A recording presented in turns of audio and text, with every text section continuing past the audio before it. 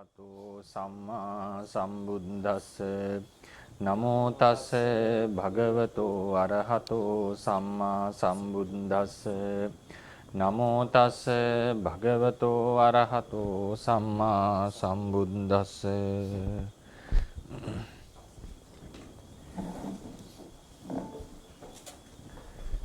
ගෞරවනීය ස්වාමීන් වහන්සේලා වරක් ප්‍රමුඛ මහා සංඝරත්නයන් අවසරයි.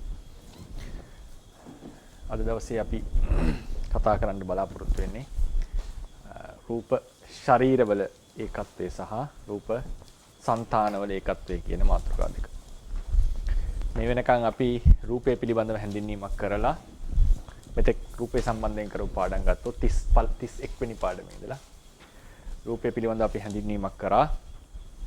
ඊට පස්සේ රූපය විස්තර කරලා දේශනා කරලා තියෙන ක්‍රමවේද අපි ගත්තනේ. දැන් මේ උත්සන්න ධාතු උත්සන්න වශයෙන් ඊට පස්සේ අසාධාරණ වශයෙන් අසාධාරණ ධර්ම වශයෙන් සහ හුදු ධාතු ස්වභාව වශයෙන් ඊළඟට අපි ඊට පස්සේ රූපයේ පරමාර්ථ ධර්මයක් වන්නේ කෙසේද තේරවාදයට අනුව කියන එක විශ්ලේෂණය කරගත්තා. ඊළඟ රූප කලාපයට අපි ගියා. රූප සමූහයකින් රූප කලාපයක් හැදෙලා තියෙනවා. රූප කලාපයේ කොහොමද සතර මහා ධාතු වල පැවැත්ම කියන එක අපි දේශනා කීපයක් ගත කරා. ඊළඟ රූප කලාපයේ ඒකත්වය කතා කරා. ඊළඟට අපි රූප ශරීරවලට ආවා. රූප ශරීර කියන එක කෙටියෙන් හඳුන්වලා සතර මහා ධාතු කියන එක කතා කරා දවස් දෙකක්. දැන් අද අපි කතා කරන්නේ රූප ශරීරවල ඒකත්වය සහ ඊට පස්සේ රූප సంతාන කියලා මාතෘකාවක් තියෙනවා. ඒක ගැනත් කෙටියෙන් අපි කතා කරමු. ඊට පස්සේ මම බලාපොරොත්තු වෙනවා හෙට දවසේ ඉඳලා වර්ණ ගන්ධ රස ඕජා කියන හතර කතා කරලා ආකාශ ධාතුවත් කතා කරාම අපිට රූප කලාපයක් සහ ඒ අවශ්‍ය තියෙන අවකාශයක් තේරුම් අරගෙන ඊට පස්සේ ඒ ශරීර පදනම් කරගෙන රූපේ පිළිබඳව තියෙන නිර්වචන ටික කතා කරන්නට.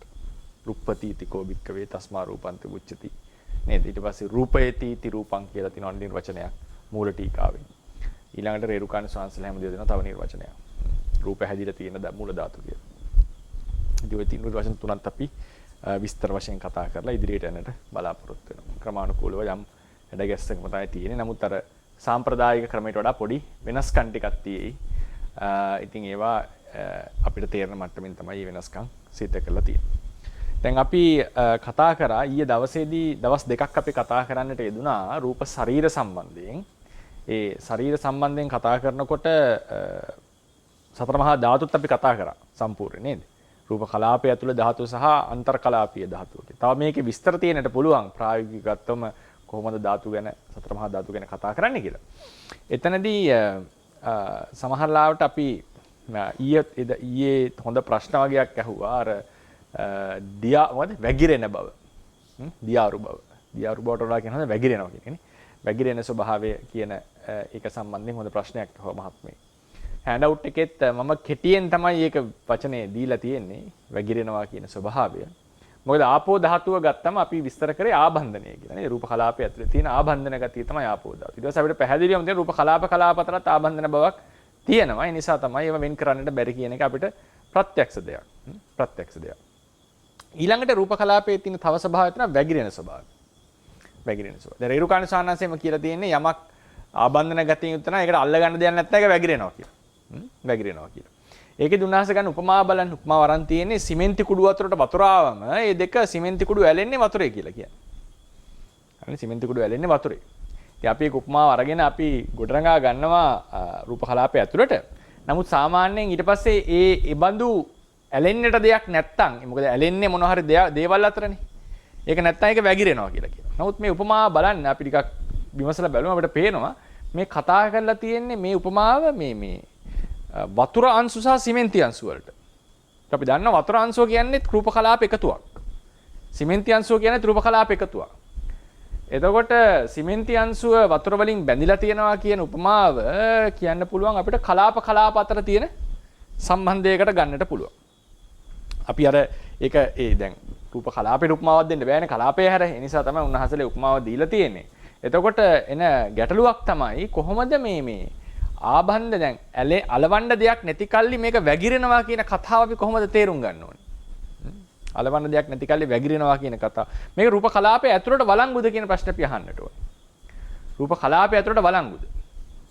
වැగిරෙන ස්වභාවය අපි කොහොමද විස්තර කරන්නේ කලාප අනුසාරයෙන් කියන මාතෘකාව විමසන්නට ඕනේ. ඒක අපි එච්චර කතා කරේ නැහැ. ඊළඟට තව එක මාතෘකාවක් තියෙනවා මේ ඒක මම ගත්තේම නැහැ කතා කරන්න තෙත් බව කියන එක. තෙත ආපෝ ධාතුව අදිනවා ඊට පස්සේ ඔය තෙත ගතිය අධිකුණාම කුණු වෙනවා කියලා කියනවනේ. නේද? දැන් අද විද්‍යාත්මකව ගත්තා මොකද බැක්ටීරියාවක් හරි මොනවා හරි ඇවිල්ලානේ ඒ විපර්යාසය වෙන්නේ. නමුත් ඒකට පරිසරය සකස් කරන්නේ තෙත ගතියනේ. තෙත ගතිය දෙනකොට මම හිතන තුවාලයක් වුණත් නේද? මේ යම් ටිකක් වේලලා ගන්න අපි ඒකනේ. ඉතින් ඒතකොට දැන් පළතුරක් එළවලුවක් වුණත් ෆ්‍රිජ් එකක් ඇතුලේ හොඳට තියන්න පුළුවන් වන්නේ තේජෝ ධාතුව යම් යම් වෙනස්කම් කරලා වේලලා තියාගන්න පුළුවන්.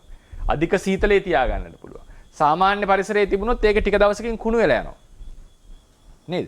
එතකොට ඒ තේජෝ ධාතුවේ බලපෑම නිසා යම් අර තෙත කියන එක එක්ක තෙත අයින් කරලා නැත්නම් ගොඩාක් සීත පරිසරයක තියලා මේක මේන්ටේන් කරන්නට පුළුවන්. ඒ නිසා සාමාන්‍යයෙන් සමහර පොත්වල මම දැකලා තියෙනවා කියලා තියෙනවා මේ ආපෝ ධාතුවෙන් කරන තේජෝ ධාතුව තියෙන නිසා තමයි ආපෝ නිසා කුණු වෙන්නේ නැත්තේ කියලා. දේවල්. කුණු වෙන්නේ නැත්තේ කියලා. කතා මං කියවලා තියෙන සමහර පොත්වල. මේ සංග්‍රහ පොත්වල අභිධර්මයේ සම්බන්ධ. එතකොට ඒකෙදී ඒක පෞද්ගලිකව මම හිතන්නේ මේ සජීවී, ඒ කියන්නේ සාක සහ සත්ත්ව ශරීර වලට මේක හරි. සාත සහ සත්ත්ව ශරීර වලට සාමාන්‍යයෙන් මේක හරි. දැන් වැලි කැටයක් එහෙම ගත්තොත් දැන් ඊට පස්සේ අපි හිතමුකෝ දැන් වතුර ගත්තොත් එහෙම. වතුරේ දියාරු ගතිය, තෙත ගතිය කොහොමද වතුර කුණු වෙනවා කියලා එකක් නේ.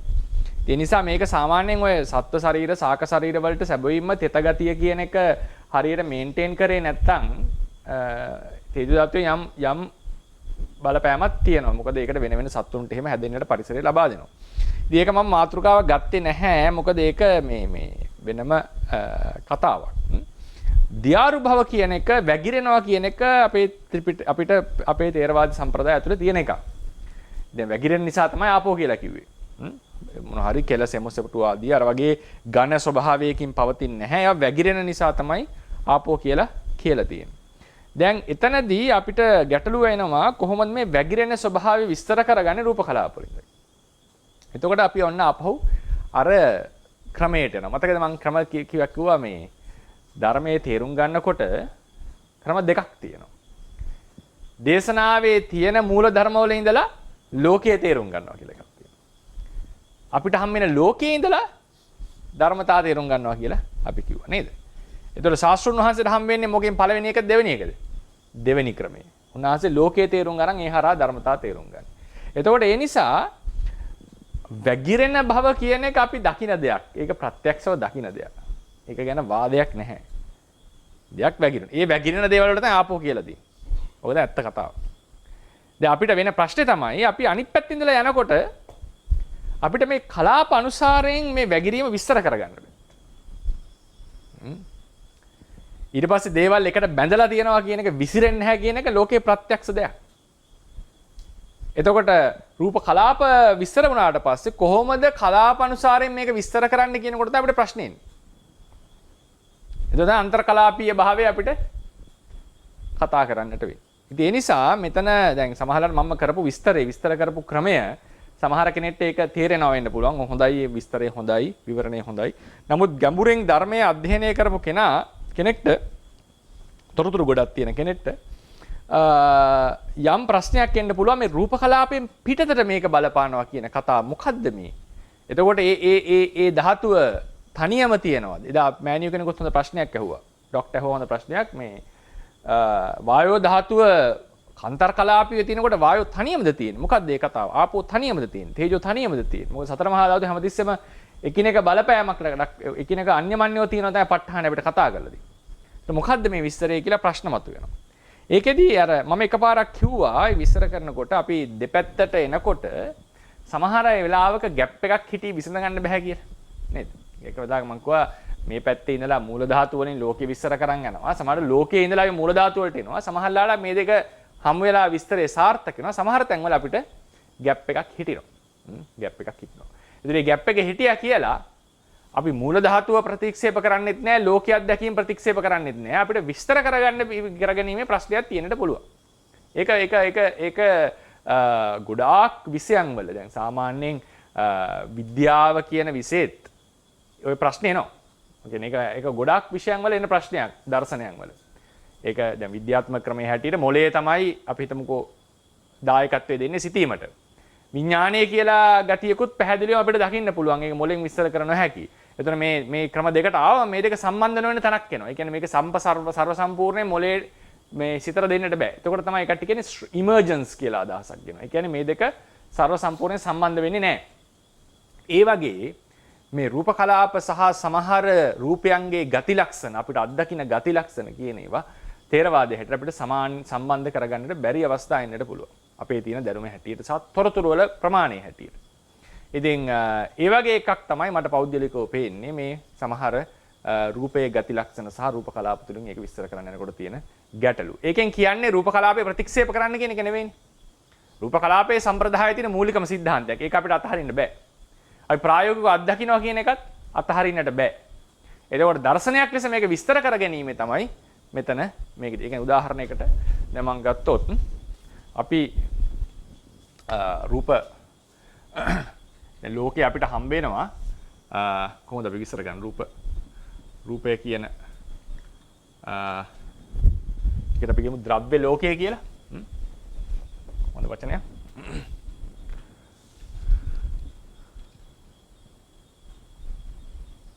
ද්‍රව්‍ය ලෝකය.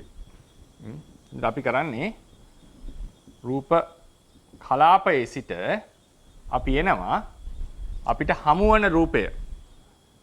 අපිට හමුවන රූපීමය ලක්ෂණ විස්තර කරන්න. මේක අපි එනවා මෙහෙට. හමුවන රූපීමය ලක්ෂණේ ඉඳලා අපි රූප කලාපය විස්තර කරන්නත් එන්න පුළුවන්. මම හිතනවා දැන් ගොඩක් අයට මේක පැහැදිලිද කියලා මේ ක්‍රම දෙක නේද? මේ ක්‍රම දෙක. මම කියන්නේ හේතු වල ගත්තම හේතු මූල හේතු කියලා කියන්නේ චිත්තචෛසිකයෝ යම් යම් අරමුණු වල හෝ යම් යම් ක්‍රියාකාරකම් වල පිහිටවන ගතිය. වෙන ක්‍රමයකට આવොත් සත්වයෝ යම් යම් අරමුණු වල හා ක්‍රියාකාරකම් වල හොඳට පිහිටලා සිටිනවා. ඒකට හේතු හොයාගෙන එනවා. ඒතර ප්‍රායෝගික ලෝකෙ ඉඳන් අපි හේතුවට මේ මූලය හොයන්න මේ කාරණේ හොයන්න වෙනවා. ඒතර මේ ක්‍රම දෙකම පුළුවන්. මෙතනදී වෙන්නේ මොකද්ද? අපිට පේනවා රූප කලාපය තුලින් එනකොට මොකද රූප කලාපයක් කියලා කියන්නේ පරිච්ඡින්න අවකාශයක තියෙන මෙහෙම ධර්ම ටිකක්. වෙන වෙනම අංශු වගේ තියෙන දේවල්. එකිනෙකට වෙනස් වෙලා තියෙන දේවල්. ඒතර මේකෙන් සමහර රූපීමේ ලක්ෂණ සමහර ඒවා සර්ව සම්පූර්ණයෙන් විස්තර කරන්න අපිට බෑ. හොඳම උදාහරණය තේජෝ ධාතුව අධික රූප කලාපයක් එනකොට ළඟට එනකොට අනිත් එක වෙනස් වීමක් වෙනවා. නේද? අනිත් එක වෙනස් වීමක් වෙලා තියෙනවා. ඒතර මොකද්ද මේ? මොකද්ද මේ තේජෝ ගිහිල්ලාද? කොහොමද උනේ දැන්? ඔක තවත් ඔගේ සිද්ධියක් ඔක තවත් කම්ප්ලිකේට් කරොත් මම ඒක රූපය පිළිබඳ විශ්ලේෂණයේදී පොඩ්ඩක් ඒ ප්‍රශ්නේ මතු කරනවා. උත්තරයක් දෙන අර්ථයෙන් නෙවෙයි. ඒක විමසන අර්ථයෙන්. දැන් අපි දන්නවා හොඳටම දන්න දෙයක්. උෂ්ණ වස්තුවක් තව සීතල වස්තුවකට ලං කරොත් මේක රත් වෙනවා. හැබැයි මේකේ උෂ්ණත්වයත් අඩු වෙනවා. ඒකත් ලෝකේ ඇත්තක්. උෂ්ණ වස්තුවක් නේද? සීත වස්තුවකට ලං කරලා ගැටලා තිබ්බා කියන්නේ. ඒ සීත වස්තුවේ උෂ්ණය වැඩි වෙනවා. ඒතර අපි කියන්නේ අලුත් රූප කලාප උෂ්ණාධික රූප කලාප හටගත්තා. හැබැයි මේකේ උෂ්ණාධික රූප කලාප වල උෂ්ණය අඩු වෙලා දැන් ඊළාට ටිකක් උෂ්ණය අඩු රූප කලාප පහළ වෙනවා. ඕනිසා තමයි විද්‍යාව කියන්නේ තාපය සංක්‍රමණයලා කියලා. හැබැයි තාපය විස්තර කරන්න බෑ. තාපය කියන්නේ කොහොමද විස්තර කරන්නේ? විද්‍යාත්මකව උෂ්ණත්වය විෂම වස්තු දෙකක් තිබුණොත් යම් කිසි පරිසර තත්ත්වයක ටික වෙලාවක් යනකොට ඒ දෙකේ උෂ්ණත්වය සමාන වෙනවා. ඊට පස්සේ යම් උෂ්ණත්ව දෙකක් යම් පරිසර සද්දකයේ තියෙන උෂ්ණත්ව දෙකක තියෙන වස්තු දෙකක් පරිසර සද්දකයේ තියෙනකොට ඒකේ ඒ තාපයේ සංචරණය වෙන්නේ නැහැ. ওই තමයි තාපය නිර්වචනය කරපු ක්‍රමය. උෂ්ණත්වයේ වෙනස නම් වැඩි එකක ඉඳලා අඩු එකට යන දේ තාපය.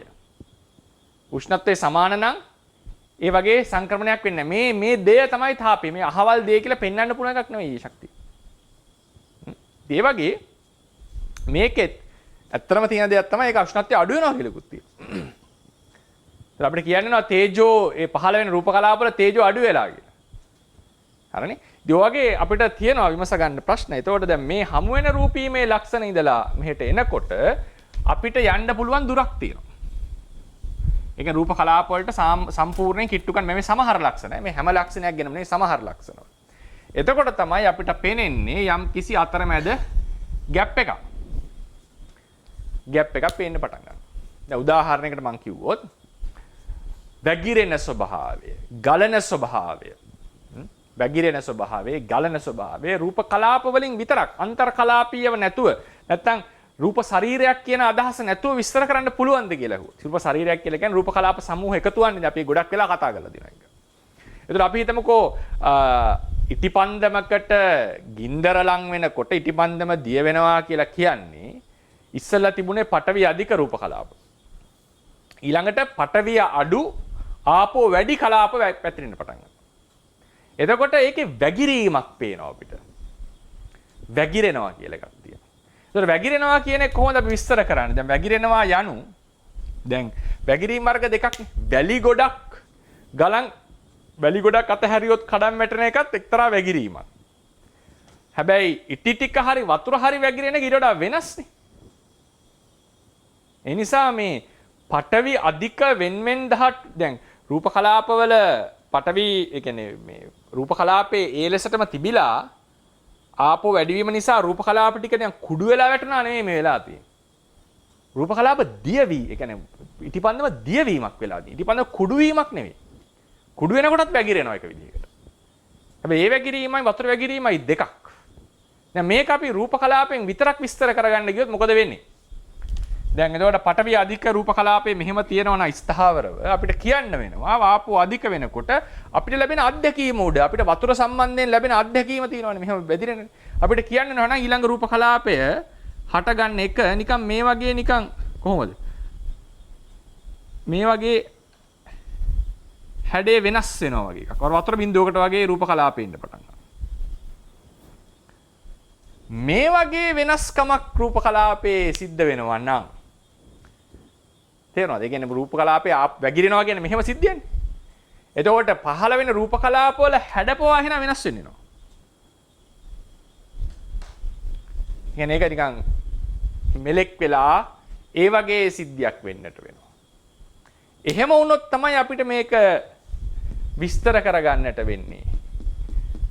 මොකද්ද මේ අපත් මේ රූප කලාප වල රූප කලාප වලින් විතරක් වැగిරීම සිද්ධ වෙනවා කියන්නේ. රූප කලාප වලින් විතරක්. සාමාන්‍යයෙන් ඉතින් අපි කියන විස්තරය තමයි රූප අපිට දැනෙන තොරතුරු. අපි දන්නේ මේක මේ විදිහටම වෙනවා කියලා කවුරු හරි තොරතුරක් තියෙනවනේ ඒක වෙනම කතාවක්. දැන් සාමාන්‍යයෙන් රූප කලාපයක් කියලා කියන්නේ යම් කිසි අවකාශයක් ගන්න යම් ද්‍රව්‍යයක් යම් හැඩයක් තියෙන ද්‍රව්‍යයක්. එතකොට ඒකේ ආපෝ අධික වෙනකොට තේජෝ අධික වෙනකොට වායෝ අධික වෙනකොට මේ විදිහේ වෙනස්කම් සිද්ධ වෙනවද කියලා කිව්වොත් එහෙම සාමාන්‍යයෙන් මට පෞද්ගලිකව හිතෙන්නේ නැහැ මේ වගේ ලොකු වෙනස්කමක් වෙන්නේ නැහැ. සතර මහා ධාතු වල යම් යම් වෙනස්කම් සිද්ධ වෙනවා රූප කලාපේ. නමුත් සීමාවක් සහිතව. යම් සීමාවකට තමයි සිද්ධ වෙන්නේ. ඒ නිසා තමයි අපි කියන්නේ පටවිය කියන එක තමයි ද්‍රව්‍යමය ස්වභාවය ඇති කරේ. පටවිය ගොඩාක් බිඳුව කියන්නේ එකට 100ට එකක් දෙකක් වගේ දරක අඩු වෙනවා කියලා එකක් නෙමෙයි. එතකොට අපිට දැන් මේ දියාරු ගතිය, වැగిරෙන ගතිය විස්තර කරන්නට වෙන්නේ කලාප අතර තියෙන මොනවා හරි සම්බන්ධයක් මතමයි. වාරයි සම්බන්ධයක් මත. එතකොට ඒ නිසා තමයි ඒකට මේකක් ලෙස ගත්තේ අන්තර් කලාපීයව සම්බන්ධය තියෙන තැන් අපිට පැහැදිලිවම හම්බ වෙනවා. තේජෝ ලං වෙනකොට වෙන එකක තේජෝ වැඩිවීම. රූප කලාප දෙකක් එකිනෙක ගැටෙනුනාම අනික රූප කලාපයක වායුව වලලා විසිවීම. ඊට පස්සේ රූප කලාප දෙක ළඟ තියෙනකොට මේකේ ආබන්ධන ගති නිසා වෙන් කරන්න බැරි බව. මේ තුන ඉතාම පැහැදිලි සාධක. රූප කලාප අතර යම් කිසි සම්බන්ධයක් තියෙනවා කියන එකට. ඒ නිසා තමයි අපි මේ වගේ පැත්තකට යොමු වෙන්නේ. ඒ යන්නට තියෙන තියෙන තොරතුරු අනුව මේ අදහස පැහැදිලි කරගන්නේ ඇත්තටම මෙන්න මේ කියන පරතරය තියෙන නිසා. මේ තියෙන පරතරය තියෙන නිසා. දර්ශනයක් ලෙස. එතකොට මේකෙන් කියන්නේ සමහරට මේක විසඳ ගන්නට බැරි වෙයි කවදාවත්. සමහර විට. ඒකෙන් රූප කලාපය ප්‍රතික්ෂේප කරන්නේ නැහැ තේරවාදයේ ඉන්න කෙනෙක්. එයා මේ ලැබෙන හමු වෙන රූපීමේ ලක්ෂණ ප්‍රතික්ෂේප කරන්න යන්නේ නැහැ. රූපීමේ ලක්ෂණ ප්‍රතික්ෂේප කරන්න යන්නේ නැහැ. ඒ දෙකම පිළිගන්නවා. හැබැයි සමහර තැන්වල තියෙනවා මේ වගේ විසඳ ගන්නට අමාරුයි. ඒක මතක තියාගන්න මේක බුදුදහම විතරක් නෙවෙයි. ඒක ගොඩාක් තැන්වලට තියෙන ප්‍රශ්නයක්. දර්ශන වලට. උදාහරණයකට පරිණාමවාදයේ හැටියට මුල්ම සෛලය ඇති උනේ කොහොමද කියන එක විස්තර කළේ නැහැ කවදාවත්. මුල්ම සෛලයක් ඇති වෙලා තියෙනවා. ඒකේ තියෙන ද්‍රව්‍ය ටික, ඒකේ තියෙන සංඝටක ටික කියනවා. නමුත් ඒක ඇති වෙලා නැහැ, ඇති කරලත් නැහැද? තාම. ඒ වගේ විසඳ ගන්නට බැරි ප්‍රශ්න සම්පූර්ණයෙන් විස්තර කරගන්නට බැරි දේවල් තියෙන්න පුළුවන්. ඒතර ඒ නිසා අපි මෙතනදී දැන් අන්තර්කලාපීය කතාව ගේන්නට හේතුව අන්තර්කලාපීය ඒක අලුත් අදහසක් නෙවෙයි. අපි පෞද්ගලිකව ගේන අදහසක් නෙවෙයි. ඒක තේරවාද ධර්මයේම තියෙන තොරතුරක්. ඒ අනුව අපි මේ කතාව, ඒ කියන්නේ මේ දෙක විස්තර කර ගැනීමට තමයි අපි උත්සාහවත් වන්නේ. එතකොට මේකෙදී විදර්ශනාවට බලපාන්නේ මොකක්ද අවසානයේදී? විදර්ශනාවට සමහර කෙනෙක් විදර්ශනාව එන්න පුළුවන් මේ පැතිද. රූප කලාපේ තේරුම් අරගෙන. හරිනේ? රූප කලාපේ තේරුම් අරගෙන අංශු වශයෙන් තියෙන්නේ කියලා විදර්ශනාව වඩනවා. ඒක සමහර අයට ඒක ඕනේ. දැන් සතර මහා ධාතු විදර්ශනා කරන විදර්ශනා පටන් ගන්න ක්‍රම 6ක් තියෙනවා. ක්‍රම 6ක් තියෙනවා. එකක් තමයි ඊළඟ තව කෙනෙක් මේ පැත්තෙන් දෙලනවා. කෙලින්. හම් වෙන ලක්ෂණ අනුව. එතකොට එක ක්‍රමයක් තමයි අපිට හම් වෙන දියාරු ගති, තද ගති එහෙම මොනවත් මේ කලාප කතාවක් නැතුව, කලාප කතා අපි දන්නවා. නමුත් අපි මේ ගති ටිකට විතරක් ફોකස් එක දීලා අවධානය දීලා විදර්ශනා වඩාගෙන එනවා. ඊට පස්සේ අපි යාට අංශු වශයෙන් තියෙන්නේ කියලා ප්‍රකට කරගෙන ඉදිරියට යන්නට පුළුවන් වෙනවා. නිස්සත්ත්ව භාවයේ තේරුම් අරගෙන. සමහර කෙනෙක්ට මේක බෑ. 6 වෙනි ක්‍රමය, පළවෙනි ක්‍රමය. 6 වෙනි ක්‍රමය වෙන්නේ කලාප වශයෙන් තමයි මේක තියෙන්නේ කියලා තේරුම් අරගෙන ඒ අනුසාරයෙන් මේක කතා කරගෙන. ඔරේරුකාණ ශාන්සගේ පොතේ තියෙන්නේ ඒ විදිහට. කලාප වශයෙන් අරගෙන අංශු වශයෙන් තියෙන එක තේරුම් අරගෙන ඒ අනුසාරයෙන් කතා කරගෙන. සමහර අයට මේ ක්‍රමේ වැඩුවා කියනකොට අන්ධකාරයක් වගේ මේක තේරෙන්නේ නැහැ. සමහර කෙනෙක්ට මේ ක්‍රමෙන් එනකොට ඒක ටිකක් අපරාධයක් වගේ. ඒක නිකන් ඒක අවශ්‍ය නැහැ. මේක ටක් ගාලා එන්නට පුළුවන් ක්‍රමය. ඒ නිසා ඒක ඒ පුද්ගලයාට අනුව වෙනස් වෙනවා. ඒතර මේ ක්‍රම දෙකම අවශ්‍යයි තේරුම් ගන්නට යෝග්‍යයි. දැන් අපි මේ වැඩසටහන අපි සිද්ධ කරන්නේ විශේෂයෙන්ම විදර්ශනා භාවනාවට පදනම දාන්නේ මම. විදර්ශනා භාවනාවට පදනම දාන්නේ. එතකොට කරුණු ගොඩක් කියවෙනවා ඒ පුද්ගලයා ශ්‍රාවකයාගේ වගකීම ඒ Tamanට ගැළපෙන එක අරගෙන යන්න. දැන් උදාහරණයක් මම විදර්ශනාව කතා කරන දවසට ගොඩක් අන්තිමටම කතා කරන්නේ මේ පාඩම් ටික ඉවර වෙලා. එදාට භාවනා කරන්න පුළුවන් ක්‍රම පහක් තියෙනවා නම් පහම කතා කරමු. මෙහෙම කරලත් මේක තේරුම් ගන්න පුළුවන්, මෙහෙම වෙලත් මේක තේරුම් ගන්නට පුළුවන් ආදිරිස කතා. එතකොට කමඨහන් දීමක් කියලා එක එක්කිනාට කතා කරන එක නෙමෙයි. එතකොට Taman තේරුම් ගන්නට ඕනේ මොන ක්‍රමෙන්ද Tamanට වඩා ගන්නට පුළුවන් කියලා. ඒක තමයි අර විස්තර වශයෙන් කමඨහනක් කතා කරනවා කියන එක තේරුම. ඒ කමඨහන කතා කරන්නට මේ මූලික දැනුම ඕනේ. ඒ නිසා තමයි අපි හිමින් සැරේ දැනුම ගොඩනගාගෙන යන්නේ. ඒ නිසා මේ කියපු දේ තමයි අන්තර්කලාපීයව කතාව අපි ගොඩක් ලොකුවට කතා කරන්න හේතු උනේ ඔන්න ඔය සිද්ධිය. ඔන්න ඔය සිද්ධිය. ඊට අන්තර්කලාපීයව ඒ ධාතු රූප කලාපය එකට පවතිනකොට ලං වෙලා පවතිනකොට එක ළඟට තියෙනකොට දුරස් වෙලා තියෙනකොට දැනෙන ඝන බව, තද බව, බර බව වෙනස්. ඒ අතර තියෙන ආබන්ධන ගතිය වෙනස් වෙනකොට ඇති වෙන ස්වභාවයක් අපිට තියෙනවා වැగిරෙනවා කියලා එකක්. මේ වැగిරීම කියන්නේ කෙලින්ම ආපෝ. ආබන්ධන විතරක් මේක ආපෝ කෙලින්ම. මොකද ඒක හේතු ආපෝ කියන්නේ ඒ හමු වෙන පැත්තෙන් මේ පැත්තේ ඉඳලා හිතන්න.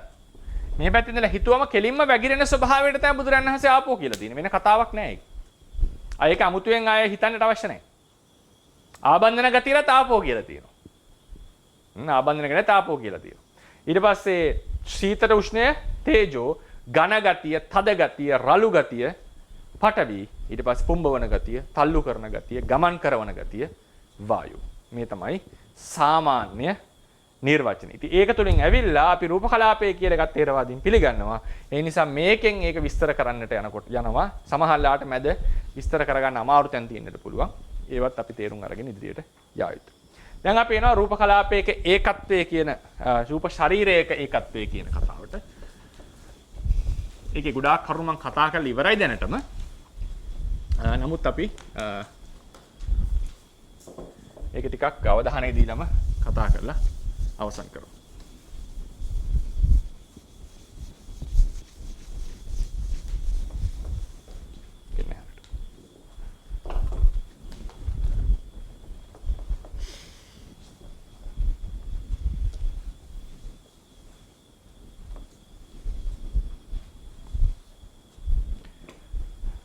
රූප ශරීරවල ඒකත්වය.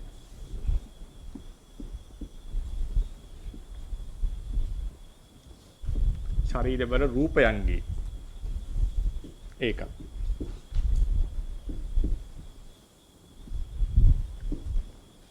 රූප ශරීර රූපයන්ගේ ඒකත්වය. රූප ශරීරයක් කියන්නේ මොකද්ද? රූප කලාප සමූහයක්. රූප කලාපයක් කියන්නේ රූප සමූහයක්. නේ? රූප සමූහය රූප කලාපය, රූප ශරීරයක් කියන්නේ රූප කලාප සමූහය. එතකොට අපි ඒකත්වය සහ නානත්වය කියලා විස්තර කරේ මොකද්ද? ඒ ධර්ම එකිනෙකට වෙනස්. මේ තමයි නානත්ව ණය, නානත්ව ලක්ෂණය. ඒකත්ව ණය කියලා කිව්වේ ඒ ධර්මයන් අතර තියෙන යම් අන්තර් සම්බන්ධතාවයක් නිසා වෙන වෙනම කතා කරන්නේ නැතුව ඒ ධර්ම සමූහයක් එකක් ලෙස කතා කරනවා. එකක් ලෙස කතා කරනවා. එකිනෙකට පෙරපසුව පහළ වෙන සිත් ටික වෙනයි, නානයි. නමුත් මේ චිත්ත පරම්පරාව අපි එකක් ලෙස කතා කරලා තියෙනවා. එකක් ලෙස. එක භවයක පහළ වෙන නාම රූපය විවිධයි. නමුත් ඒ භවයෙන් පහළ වෙන නාම රූපය එක භවයක් ලෙසත් අපි අරගෙන කතා කරලා තියෙනවා.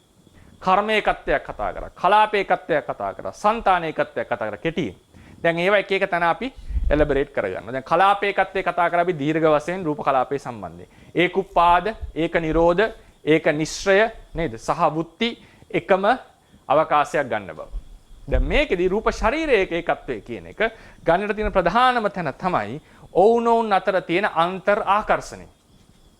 ධර්ම අතර තියෙන අන්තර් ආකර්ෂණය.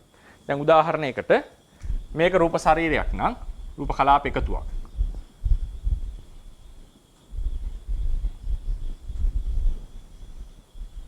මේ රූප ශරීරයක් කියලා ගත්තොත් මෙතනත් අපිට තව රූප ශරීරයක් ලං කරලා තිබුණොත් රූප කලාප වලින් අපි දන්නවා මේවා දෙක එකට ගැටලා තිබ්බ කියන්නේ ගැටිලා තිබුණත් එකිනෙක වස්තු දෙක හැපිලා තිබුණත් අපිට තේරෙනවා මේ දෙක අපිට වෙන් කරන්නට පුළුවන්. ඒ කියන්නේ නිල් පෑනයි රතු පෑනයි කියන දේ කොච්චර ගැටිලා තිබුණත් අපිට වෙන් කර හැකි බවක් තියෙනවා. හැබැයි මේ නිල් පෑන කියන එක දෙය කලාප සමූහයක්. මේකේ තියෙන එක කලාපයක් හරි අපිට ලේසියෙන් ගලවන්නට බෑ. ලේසියෙන් ගලවන්නට බෑ. ඒ හේතුව මොකද්ද? ඒ කලාප වුණොන්ට ඇලිලා තියෙන්නේ, බැඳිලා තියෙන්නේ. ඒ වගේම ලං කරත් මේ කලාපේ අනිත් කලාපේ මේකත් ඒ විදිහටම ලං කරත් හරනේ තාම මේක ඇල්ලලා තියනවද? නෑ. ඒක ඇලිලා නෑ. හේතුව මොකද්ද? මේක වෙනම වස්තුවක්, මේක වෙනම වස්තුවක්, මේක වෙන ශරීරයක්, මේක වෙන ශරීරයක්. නැත්තම් මෙතන වෙන වෙනම කලාප විතරක් කරගත්තොත් මේ කලාප දෙක අතර තියෙන සම්බන්ධයයි මෙයයි එන්න වෙන්නේ. වෙන වෙනම ධර්ම ගත්තොත් එහෙම අපිට මේ කලාප පොලිම කෙලවරේම තියෙන එක මේ පොලිමෙන් වෙන් කරන්නට පුළුවන් වගේ. ඇයි මේ කලාප පොලිමයි මේ කලාප පොලිමයි වෙන් කරන්න බැරි? ඒ වුණෝන් අතර ආකර්ෂණව සම්බන්ධයක්. මේ විදිහට එක ශරීරයක් යනු කොහොමද කියන්නේ? රූප කලාප සමූහයක් විතරක් උත් වැරදි ඇත්තට. එක ශරීරයක් යනු ඔවුනොවුන් අතර අන්තර් සම්බන්ධයක් ඇති රූප කලාප සමූහයක්. නේද? ඔවුනොවුන් අතර අන්තර් සම්බන්ධතාවයක් ඇති රූප කලාප සමූහයක් තමයි රූප ශරීරයක් කියන්නේ. ඒ නිසා ඒක එතන තියෙනවා ඒකත්වයක්, එක බවක්. මොකද්ද ඒක බව? ඔවුනොවුන් වෙනත් ධර්මයක තියෙන රූප කලාපයකට වඩා වෙනස් ලක්ෂණ ඔවුනොවුන් අතර පෙන්눔 කරලා තියෙනවා. ඒ නිසා මේක අපිට එක දෙයක් ලෙස ගන්නට පුළුවන්. එක දෙයක් ලෙස ගන්නට පුළුවන්. මේකට තමයි ශරීරයේ ඒකත්වය කියලා කියන්නේ. රූප ශරීරයන්ගේ ඒකත්වය. මම ඒක නැවත විස්තර කරන්නම්. ඒක තමයි අපිට කතා කරන්නේ ඒකත්වය රූප ශරීරවල. රූප ශරීරය යනු රූප කලාප සමූහයක්. රූප ශරීර දෙකක් ලං කරාම ඒකේ කෙලවර තියෙන රූප කලාප පේලි දෙක කොච්චර ලං වෙලා හිටියත් ඒ දින අපිට වෙන් කරන්න පුළුවන් පහසුවෙන්.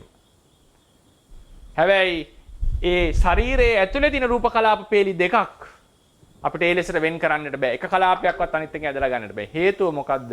ඒ කලාපය අනිත් රූපයන්ට බැඳිලා, ඇලිලා සම්බන්ධ වෙලා තියෙන්නේ. කලාපය කොහොම එක දෙයක්නේ. පරිච්ඡේදයක් සහිත දෙයක්නේ. එතකොට ඒක වෙනම දෙයක්, වෙන වෙනම දේවල් වුණා නම් වෙන වෙනම දේවල් අර ටීක් බෝල ටිකක් වගේ වෙන වෙනම වුණා නම් අපිට ඕන ලාක එක වෙන් කරගන්නට පුළුවන්. සබන් කුඩු ගොඩක් වගේ සම්බන්ධයක් නැතිනම් අපිට වෙන් කරන්නට පුළුවන්. දිය කරන්නට කලින් සාමාන්‍යයෙන්. හැබැයි ඒක වස්තුවක් ලෙස පවතිනකොට ඒ වස්තුව ඇතුලේ තියෙන රූප කලාපයන්ට අනන්‍යතාවයක් තිබුණත් ඒවා අනිත් කලාප වලට වඩා වෙනස් වුණත් ඔවුනොවුන් වෙන් කරන්න බැරි විදියට ඔවුන්ගේ බන්ධනයක් තියෙනවා. මේ භව උඩ ඒ සමූහය එකක් ලෙස එක සිස්ටම් එකක් ලෙස වැඩ කරනවා. මේක තමයි රූප ශරීරවල එකක්. ඒ නිසා කෙස් කියන එක එකක්, ලොම් කියන එක තව එකක්, සම කියන එක තව එකක්. හරිනේ? මේ තමයි ඒ රූප ශරීරය කියලා අදහස් කරේ. ඒකේ සමහර ශරීර ඉතින් එකේ තව එකේ නානා ශරීර සම්බන්ධ කරලා බන්ධනය කරලා තියනවා වෙන්න පුළුවන්. ඒක සෙට් කරලා තියනවා. දැන් කාර් එක නව ශරීර ගොඩක් තියෙනවා. ටයර් එකක් තියෙනවා නේද? සීට් එකක් තියෙනවා. මේ ඔක්කොමත් එකක් ලෙස වැඩ කරනවා. මොකද එකිනෙක බන්ධනය කරන්න බැරි විදිහට සම්බන්ධ වෙලා තියෙනවා. එතකොට ඒක භෞතිකව සම්බන්ධ වුණා. අද වෙන ක්‍රමයකින් සම්බන්ධ වුණාද නැහැ. ඕන එකක් ලෙස වැඩ කරනවා. ඒක තමයි ඒකේ ස්වභාවය. දැන් මූලද්‍රව්‍යයක් කියලා ගත්තම ඒකේ තියෙනවා ඒකත්වයක්. මූලද්‍රව්‍යයක්. මූලද්‍රව්‍යයක් කියලා මම අදහස් කරේ දැන් ඔය සෝඩියම් කැලලක් ගත්තොත් මැග්නීසියම් කැලලකින් ඒක වෙනස්. නේ? ඒකත් එකේ තියෙනවා වෙනම ඒකත්ව භාග. ඉතින් ඊට පස්සේ අපි එනවා දැන් තව වචනයකට සංතාන, රූප සංතානවල එකක්.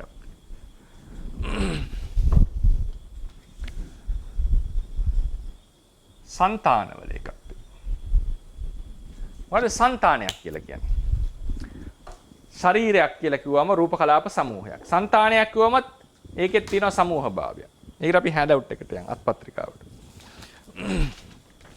අත්පත්‍රිකාවේ දීලා ඇති පිටුව නම්බර 7 රූප සංතාන.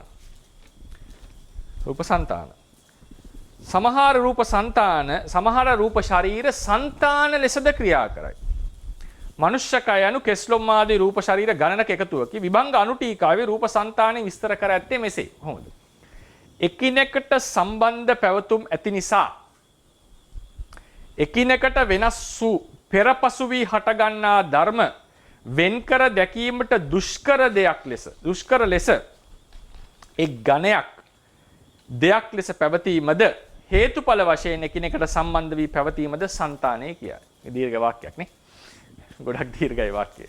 අපි ඒක හිමින් කඩාගමු.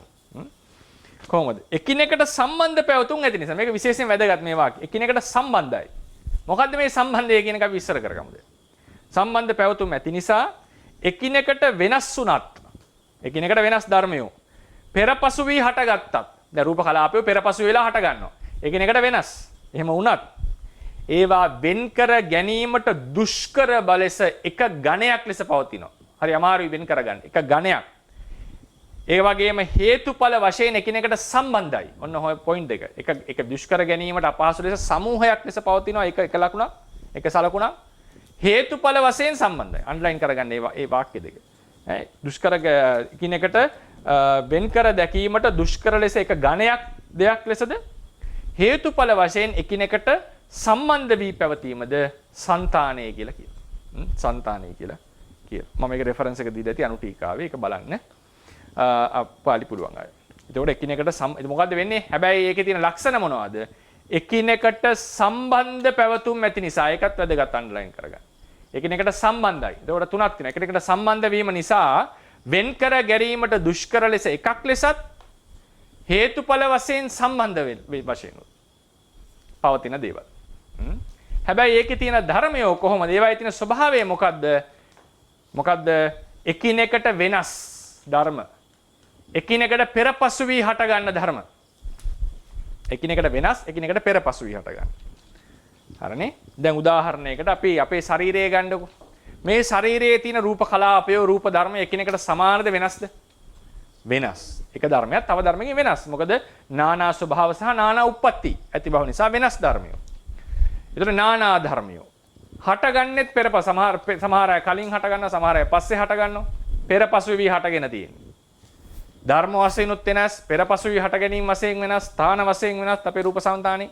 ඒතර මේ ධර්ම සමූහයක්, නානා ධර්ම සමූහයක් එකිනෙකට සම්බන්ධයි. කොහොමද මේ සම්බන්ධය කියන එක අපි තේරුම් ගන්නට ඕනේ. එකිනෙකට සම්බන්ධයි. ඒවා පවතින්නේ එක ඝණයක් වගේ. අපිට දැනෙන එක ශරීරයක්, එක දෙයක්, එක සිස්ටම් එකක්. හේතුඵල වශයෙන් සම්බන්ධයි. හේතුව හටගත්තා නම් ඵලයත් ඒකටම වැටෙනවා. හේතුඵල වශයෙන් සම්බන්ධයි. මෙන්න මේ කියන ලක්ෂණ වලින් යුක්ත ධර්ම සමූහයට ඒ සම්බන්ධ බවට సంతානය කියනවා. අපිට ඕනනම් ඒ ධර්ම සමූහය එකක් ලෙස අරගෙන సంతානය කියලා කියන්න පුළුවන්. సంతානය anu ඒ වගේ ධර්ම සමූහයකට අපි භාවිතා කරන නමක්. ඒක ඒ අනුව సంతානය අනුද පරමාර්ථ වශයෙන් विद्यमान එක් දෙයක් නොව ධර්ම සමූහයකට යොදන නමකි. එවන් වූ సంతාන තුනක් ඇත තේරවාදයේ හැටියට. නාම సంతානය, රූප సంతානය, නාම රූප సంతානය. නාම సంతානය, රූප సంతානය, නාම රූප సంతානය. අපි එදී කතා කරන්නේ රූප సంతානය විතරයි. නාම సంతානය කතා කරයි කර්මාදී නාමාදී පාඩම්වල. නාම රූප ප්‍රවෘත්තියේදී නාම රූප දෙක අන්තර් සම්බන්ධව පවතින කතාවේදී නාම රූප సంతානය අපි කතා කරනවා. මොකද එතකොට අපි කතා කරනවා චිත්ත වීතියක් යනකොට කොහොමද රූපයට බලපාන්නේ? රූපය කොහොමද සිතට බලපාන්නේ? මේ කියන දෙක අපි එකට මිශ්‍ර කරලා එදාට කතා කරනවා. ඉහත సంతාන තුන අතරින් රූප ප්‍රධාන වශයෙන් රූප නෙවෙයි ප්‍රධාන රූප කපන්න. ඊට సంతාන තුන අතරින් ප්‍රධාන වශයෙන් රූප సంతාන දෙවර්ගයක් දැකිය හැක. දෙවර්ගයක් මොනවද? සත්ත්ව රූප సంతාන සහ ශාක රූප సంతාන. අනිත් ඒවට මම సంతාන කියන වචනේ ලොකුවට දෙන. සමහර භෞතික දේවල් තියෙනවා එහෙම අවිඥානික දේවල් సంతාන වශයෙන් හැසිරෙන. නමුත් సంతානයක් කියන්නේ එකිනෙකට සම්බන්ධයි. ශරීරයක් කියලා කිව්වේ එක දෙයක්නේ. මම సంతාන කියලා වෙනම ගත්තේ සමහර දේවල් ශරීර වශයෙන් උත් සම්බන්ධ වෙලා సంతාන ලෙස ක්‍රියාත්මක වෙනවා. මොකද්ද මේ ලක්ෂණය? මොකද්ද මේ ලක්ෂණය? දැන් උදාහරණයකට අපේ ශරීරයේ තියෙන දැන් රූප කලාපය වෙන්නේ විනාශ වෙලා අලුත් වෙන පහළ වෙන්නේ. සම්පූර්ණ වෙනස්ය පහළ වෙන්නේ. හැබැයි කුඩා කාලයේහි තිබිච්ච ඒ ලක්ෂණ වැඩි හිටි වෙනකොට සම්පූර්ණයෙන් නැති වෙනවද? යම් ලොකු වෙනසකට භාජනය වෙනවා. නමුත් අර ගති ලක්ෂණ හොයාගන්න පුළුවන්. අම්මලා තාත්තලාගේ ලක්ෂණ නේද? නිදන්ගත රෝග නේද? එතකොට අපේ මේ රූප කලාප එකිනෙක බිඳිලා දිගින් දිගට යනවා තේරවාදයේ හැටියට. නමුත් පස්සේ පහළ වෙන දේවල් වල අර කලින් ඒවල ලක්ෂණ ආදිය තාම ගැබ් වෙලා තියෙනවා. ඒ නිසා මේ పూర్ව අපර හේතුඵල සම්බන්ධ වශයෙන් ලොකු සම්බන්ධයක් මේ කට්ටියක තියෙනවා. මේක සම්බන්ධයක් මේ කට්ටියක තියෙනවා. කුඩා කාලයේ තිබ්බ යම් ආබාධ වුණා නම් යම් දේවල් ශරීරයට වුණා නම් ඒක බලපානවා. දැන් අපි සාමාන්‍යයෙන් කියනවානේ මේ කොන්දේ අමාරුවක් වෙනකොට කොයි හරි කාලේ කොන්ද වැදිලා තිබුණාද? ඒක කියන අවුරුදු 20කට කලින්. ඕක තමයි හේතුව කියලා කියන්නේ. කියනවා නේද? ඔළුවට පාරක් කියම වැදුනම නේ පස්සේ කාලෙක සංකූලතාව ඉන්න පුළුවන්. පස්සේ කාලෙක ගිහිල්ලා. මොකද්ද මේ රූප సంతානය රූප අලුත් රූප හටගත්තත් අර පරණේවට වෙච්ච දේවල් තාම මේ ඇවිල්ලා තියෙනවා යම් ක්‍රමයකට. ඒක තමයි ඒකේ තියෙන సంతාන ලක්ෂණය. එක ලක්ෂණයක්. ඒක සාමාන්‍යයෙන් භෞතික දේවල් වල තියෙන්න පුළුවන්. භෞතික ශරීරයකත් ඒක යම් පමණකට තියෙන්න පුළුවන්. දැන් ඔය සාමාන්‍යයෙන් කියනවා නේද හිරෝෂිමාවට නාගසාකි වල දැම්ම බෝම්බ ඉෆෙක්ට් එක තාම තියෙනවා කියනවනේ.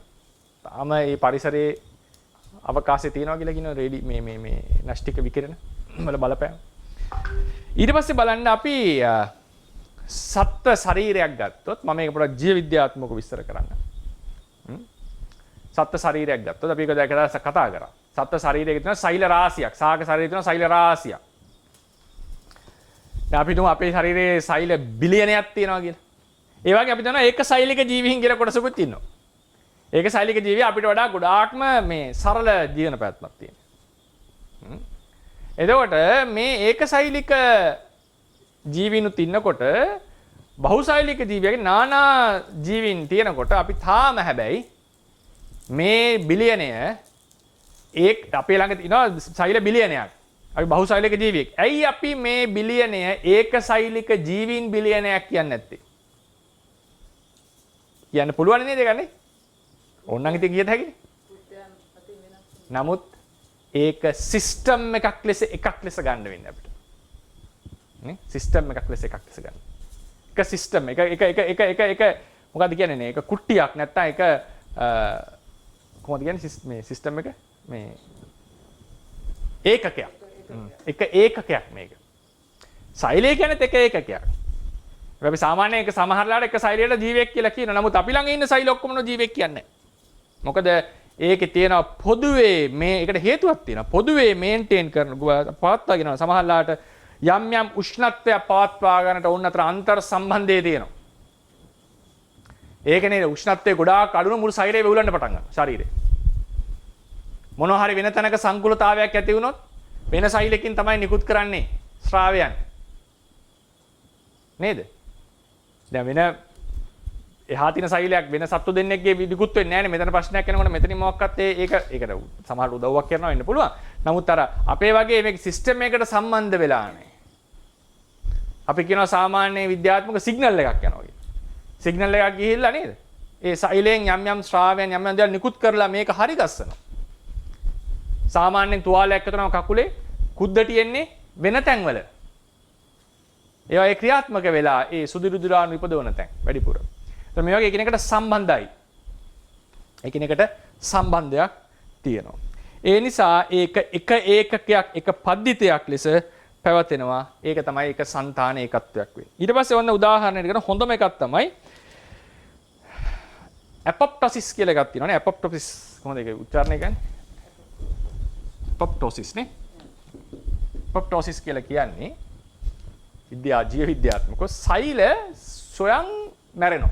සියදි විනහ ගන්නවා සෛලේ. අපොප්ටොසිස්. සෛලේ සියදි විනහ ගන්නවා. සුයිසයිඩ් එකක් කියලා කියන්නේ. මොකද්ද හේතුව? සෛලයේ කාලයක් ගිහිල්ලා ඒක යම්සි ක්‍රමවේදයකට ඒක සුයිසයිඩ් එක සිද්ධ වෙන්නේ. ඒක උනේ නැත්තම් අනිත් සෛලවලට බලපාලා මේ පද්ධතිය බිඳ වැටෙනවා. ඒක කැන්සර් එකකට එන්න පුළුවන්. ලොකු ප්‍රශ්න වලට එනවා. මේ සෛල අපොප්ටොසිස් කියන මේ සෛලය මැරෙන්නේ නැතුව තිබුණොත් ඒක කැන්සරස්. පිළිකා වලට එනවා ඊට පස්සේ. අපේ ශරීරයේ තියෙන සෛල යම් කාලයක් ගිහලා විනාශ වෙනවා. ඔවුන්ම විනාශ කරගන්නවා ඌව. හේතුව මොකද්ද? පද්ධතියේ පැවැත්ම සඳහා කියලා කියන්නේ. පද්ධතියේ පැවැත්ම උදෙසා. නිකන් හරියට හිතලා කරගන්නවා වගේ සිද්ධියක්. මොකද්ද මේකෙන් ගම්ම වෙන කතාව? මේ හැම සෛලයක්ම මේ පද්ධතියට දායකත්වයක් දෙනවා. පොදු දායකත්වයක් දෙනවා. ඒක වෙනම දෙයක් වුණා නම් ඒක විනාශ වෙන්න අවශ්‍ය නැහැ. ඒක වෙනම ජීවියෙක් නම් විනාශ වෙන්නේ නෙමෙයිනේ. දිගින් දිගට පවතින්නනේ තියෙන්න ඕනේ සිද්ධිය. විනාශ වෙන්න නෙමෙයිනේ. තමන්ව විනාශ කරගන්න එකක් නෙමෙයිනේ. එහෙනම් මේක අංශු වෙන වෙනම වුණාට මේක පද්ධතියක් ලෙස ක්‍රියාත්මක වෙන්න හැමෝම දායකත්වයක් දීලා. මොකද මේ ඒකත්වයක් මේ කතා කරන්නේ. ඒකත්වයක්. ඒ නිසා ඒ වගේ මේ ශරීරයේ ඒකත්වයක් තියෙනවා. ථේරවාද දර්ශනයට අනුව මෙතන ඒකත්වයක් පවතිනවා. ථේරවාද දර්ශනය අනුව මෙතන ඒකත්වයක් පවතිනවා. නිසා කුඩා කාලේ ඇතිවෙච්ච දේවල් බලපෑම යනකොට අපි තුවාලයක් හොඳ වෙන අවස්ථාවවලදී මේ හැම තැනකදීම ක්‍රියාත්මක වන්නේ මේක එක පද්ධතියක් ලෙස ක්‍රියාත්මක වෙන බවයි. පද්ධතියක් ලෙස ක්‍රියාත්මක වෙන බවයි. ඒක හොඳටම අපි ථේරවාදයෙන් ප්‍රකට කරගන්නේ නාම රූප సంతානයේ සම්බන්ධයෙන්. ඔව් කීප සැරයක්ම කියලා ඇති. අපිට යෑමේ ඕනකමක් ඇති වෙනකොට අපේ කකුල ඉස්සෙනා මිසක් වෙන කෙනෙක් කකුල ඉස්සෙන්නේ නැහැ. හේතුව මේ නාමයෝ බලපාන්නේ මේ රූපයට විතරයි.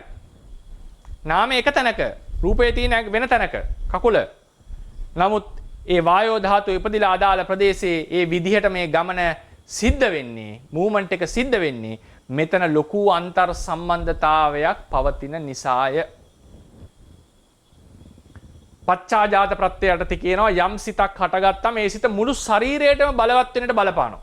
වෙන කෙනෙක්ගේ ශරීරවලට තමන්ගේ ශරීරයට මේ ශරීරයට. හැබැයි ඒ රූපය ඇසුරු කරන්නේ හදේ වස්තු රූපය. අන්නම් ඇසුරු කරන රූපයට බලපෑවකෝ නම් ඒක තේරුම් ගන්න පුළුවන් අපිට. නමුත් මුළු රූප පද්ධතියටම බලපානවා. හැබැයි මෙතනින් එහාට බලපාන්නේ මම ඉඳගෙන හිටියා කියලා පුටුවට පච්චාජාත ප්‍රත්‍ය හම්බෙන්නේ නැහැ. මගේ සිවුරට පච්චාජාත ප්‍රත්‍ය හම්බෙන්නේ නැහැ. පච්චාජාත ප්‍රත්‍ය හම්බ වෙන්නේ මේ ශරීරයට විතරයි. එහෙනම් මොකක්ද? මේ නාම රූප දෙකත් එකට සම්බන්ධයි. ඒ වගේ රූපකයෙත් ඒ රූපකයේ සම්බන්ධය එකිනෙකට තියෙන සම්බන්ධය අපි ලොකුවට විස්තර කරලා නැහැ. රූපකයෙත් ඒක අපිට වෛද්‍ය විද්‍යාත්මකව ජීව විද්‍යාත්මකව ඉතාම පැහැදිලි කතාවක්. සහ පොඩි කාලේ ඇති වෙච්ච දේවල් පස්සේ කාලෙටත් එනවා කියන එක පැහැදිලි. ඒ බලපෑම ඉතාම වැදගත්. දැන් උදාහරණයකට අපි කියනවා ඒක අපි චිත්තජ රූප පාඩමේදී කතා කරනවා. චිත්තජ රූප හට ගැනීම සඳහා චිත්ත පරම්පරාව තියෙනවා. චිත්තජ රූප පරම්පරාව තියෙනවා. කර්මජ රූප පරම්පරාව තියෙනවා. ඍතුජ රූප පරම්පරාව, ආහාරජ රූප පරම්පරාව. අරූප ලෝකයේහි ප්‍රතිසන්දි අවස්ථාවේදී කර්මජ රූප හටගන්නේ නැත්තේ ඇයි?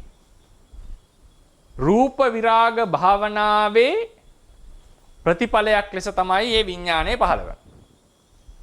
සහ ඒ කර්මයෙන් රූප විරාග භාවනාවෙන් කරපු කර්මයෙන් කර්මජ රූප උපදවන්නේ නැහැ. ඒ නිසා ඒ ප්‍රතිසන්දි විඥානයක් දායක වෙන්නේ නැහැ. කර්මජ රූප වලට ඒ කර්මයේ දායක වන්නේත් නැහැ. මොකද රූප විරාග භාවනාවෙන් වඩපු රූපාවචර ධානය. මම මේ කතා කරනවා ඉස්සරහට විශේෂයෙන්. හැබැයි ප්‍රශ්නයක් අහන්න පුළුවන්. ඇයි ඒ ලෝකයේ පහළ වෙන අවශේෂ කුසල සිත්, කාමාවචර කුසල සිත්, අකුසල සිත්, මේ ධර්මයෝ කාමාවචර ධර්මයෝ පහළ වෙනවා. ඒවා වලින් චිත්තජ රූප උපදවන්නේ නැත්තේ. අපේ උපදවනවා චිත්තජ රූප. බ්‍රහ්මයන්ගේ උපදවනවා. හැබැයි අරූප ලෝකෙ උපදවන්නේ නැහැ. සාමාන්‍ය කුසල සිත්, සමහර අකුසල සිත්, අකුසල සිත් කීපයක් පහළ වෙනවා අරූප බ්‍රහ්මයන්ට. ඒවා වලින් ඇයි චිත්තජ රූප උපදවන්නේ නැත්තේ? ඒකට හේතුව කියනවා පැවත එන කර්මජ රූප පරම්පරාවක දායකත්වයේ නැති නිසා. පැවතගෙන එන කර්මජ රූප පරම්පරාවක දායකත්වයක් තියෙන්නට ඕන. කර්මජ රූපයි චිත්තජ රූපයි දෙකක්. సంతాන දෙකක්. సంతాනයි කියන්නේ පරම්පරා දෙකක්. සන්තති දෙකක්. సంతాනේ සන්තති දෙකක්. හැබැයි ඒ චිත්තජ රූප උපදවන්නේ කෙලින්ම සිතෙන්. හැබැයි පැවත එන කර්මජ රූප පරම්පරාවක් නැතිනම් ඒ සිතට චිත්තජ රූප උපදවන්නට බෑ. ඒ කියන්නේ මොකක්ද? රූප අතර අන්‍යමඤ්ඤ සම්බන්ධයක් තියෙනවා කියන එක. අන්‍යමඤ්ඤ සම්බන්ධයක් තියෙනවා කියන එක. ඔය විදිහට මේකේ තියෙනවා යම් කිසි සිස්ටම් එකක් ලෙස එන බවක්. ඒ ගොඩාක් උත්තර තියෙන සාධක තියෙනවා ඒකට. මේක එකක් ලෙස වැඩ කරන බව. දැන් ඔන්න යම් කිසි රූප කලාපයක තියෙන ඕජා රූපය. ඕජා රූපය. මේක අපි තාම ඕජාව කතා කරලා නැහෙනි. ඕජා රූපය යම් කිසි රූප කලාපයක තියෙන ඕජා රූපය මුළු ශරීරයේදී ඉතිරි සියලු රූප වලට බලපානවා. මොකද්ද මේ? හැබැයි පුටුවට ලැබෙන්නේ නැහැ. වෙන කෙනෙක් අල්ලගෙන හිටියා කියලා. දැන් හිතනවා අතින් අල්ලන් ඉන්නවා කියලා, බදාගෙන ඉන්නවා කියලා හිතන්නකො. මගේ ඕජාව අනිත් කෙනාගේ ශරීරය ශක්තිමත් කරන්නේ නැහැ. ඒ කියන්නේ මොකද්ද මේ? මේක එක සිස්ටම් එකක්. මගේ ශරීරයේ භාව රූපය වෙන කෙනෙක්ගේ ශරීරයේ රූප වෙනස් කරන්නේ නැහැ. එහෙම වුණොත් එහෙම ස්ත්‍රී පුරුෂෝ ලං වෙලා ඉන්නකොට අනිත් ඉෆෙක්ට් එන්නේ නැහැ. එහෙම වෙන්නේ නැහැ. මොකද මේක සිස්ටම් එකක් ලෙස වැඩ කරනවා. ඒ නිසා තේරවාදයේ හැටියටත් මම උදාහරණ දෙන්න ජීව විද්‍යාත්මකව තේරවාදයේ හැටියට මොකද අපි භාව රූප අපි කියන්නේ එකක් තමයි භාව රූප අපි කතා කරලා නැහැ. ඕජා රූප අපි කතා කරලා නැහැ තාම. ඒක කතා කරනකොට පැහැදිලි වෙයි. එතනොත් මේ ඒකත්වයේ තේරුම් ගන්න. సంతాන ඒකත්වයට මේ හැම එකක්ම දායකයි. ඒ නිසා මේක එක සිස්ටම් එකක්. නාම රූපවල సంతాනය ගත්තම ගොඩක් පැහැදිලි. ඒ චිත්ත රූප වෙදෙන විදියට අපි ක්‍රියා කරනකොට රූප ක්‍රියාත්මක වෙන විදියට හිතනකොට නමුත් රූප අතරත් මේ ඒකත්වය පවතිනවා. ඒ නිසා ඒකට එක సంతాනයක් කියලා අපි කියනවා. දැන් එතකොට අපි දැන් අවසන් කරන්න මාතෘකාවට આવොත් අපි කතා කරා රූප ශරීර යන රූප කලාප සමූහයක්.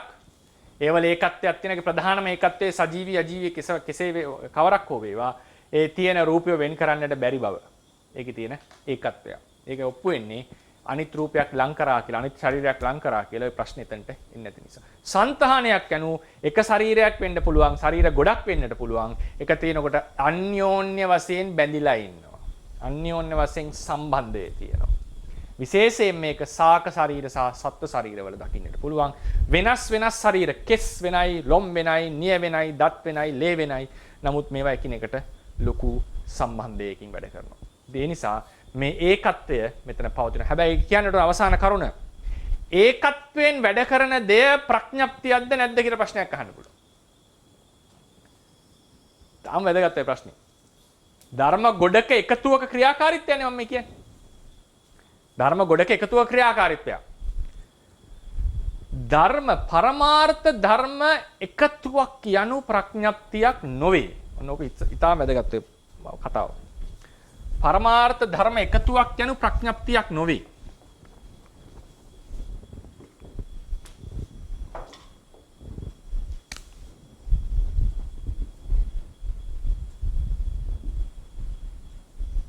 පරමාර්ථ ධර්ම එකතුවක්.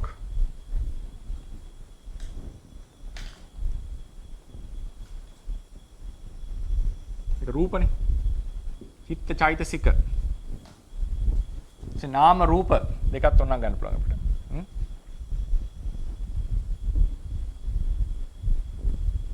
පරමාර්ථ ධර්ම එකතුවක් වෙන ප්‍රඥප්තියක් නොවේ.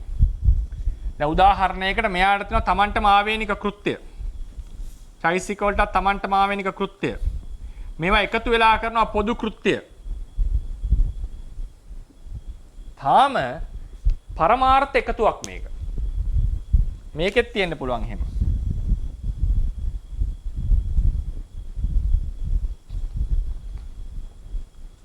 පොදු කෘත්‍ය තියෙනවා. මේවලත් එහෙම තියෙනවා. හැබැයි තාම පරමාර්ථ එකතුවක්. ප්‍රඥප්තියක් යනු කවරක්ද? මේ රූප ටික දැකලා අපි හිතා ගන්නවා මේක එක දෙයක්.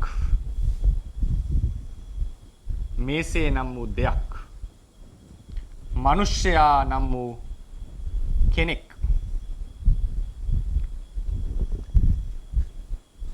ආත්මය නම් වූ දෙයක් කියලා ඒ හිතින් ගොඩනගා ගන්න අදහස තමයි ප්‍රඥප්තිය. හිතින් ගොඩනගා ගන්න අදහසයි ප්‍රඥප්තිය. එතකොට කොහොමද මේ වෙනස තේරුම් ගන්නෙ? විදර්ශනාවේදී අපි මෙතන නතර වෙනවා.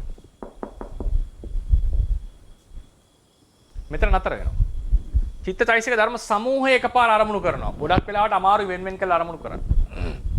ඒ පොදු කෘත්‍ය අපි තේරුම් ගන්නවා. හැබැයි මේක නාම රූපවල එකතු, ඒ කියන්නේ ධර්මවල එකතුවකින් කරන දෙයක් කියලා අපි තේරුම් ගන්නවා. එපමණක් ප්‍රමාණවත් ප්‍රඥප්තිය සමතික්‍රමණය කළා නිවනට යන. කෙලස් කපන්නට. ප්‍රඥප්තිය යනු මේක තුල ගොඩනගාගත් අදහසක්. හිත ඇතුලේ ඇතිවෙච්ච අදහසක්. මේ දෙයක් පුද්ගලයෙක් ආදී ලෙසට. මෙතනක් තියෙනවා මේක එක දෙයක්ද කියලා අදහසක්. හැබැයි පරමාර්ථ ධර්ම සමූහයක් නම් වූ දෙයක්. පරමාර්ථ පුංජයක්. පරමාර්ථ ගොඩක්. මෙතන පරමාර්ථ කතාවක් නැහැ. වෙනම දෙයක්. පුටුව නම් වූ දෙය. ඒ නිසා උදාහරණයකට දැන් ඔය බලන්න සමහර පොත් දැන් උදාහරණයකට රේරුකාණේ ස්වාමීන් වහන්සේලේම දැන් ඔය පරමාර්ථයේ ප්‍රඥප්තිය කියලා හොඳට බෙදලා තියෙනවනේ. විශේෂයෙන්ම කියනවා ප්‍රඥප්තිය බෙදලා පරමාර්ථයට යන්න ඕන නිවන් දකින්න. කියවලා තියෙනවද දන්නේ නැහැ. උන්වහන්සේගෙන් පොතක මට මතකයි පොහොය දිනය කියන පොතේ. පොහොය දිනය කියලා කියන්නේ පොයේ කටයුතු කරන්න ඕනේ කොහොමද කියලා කියන එක. උන්වහන්සේ ඒකේ දෙනවා පොහොය දිනේ මට මතකයි පොහොය දිනේදී විදර්ශනා භාවනා වාක්‍ය. කෙස් අනිත්‍යයි දුකයි අනාත්මයි. කෙස් අනිත්‍යයි දුකයි අනාත්මයි. කෙස් යනු පරමාර්ථයක්ද ප්‍රඥප්තියක්ද?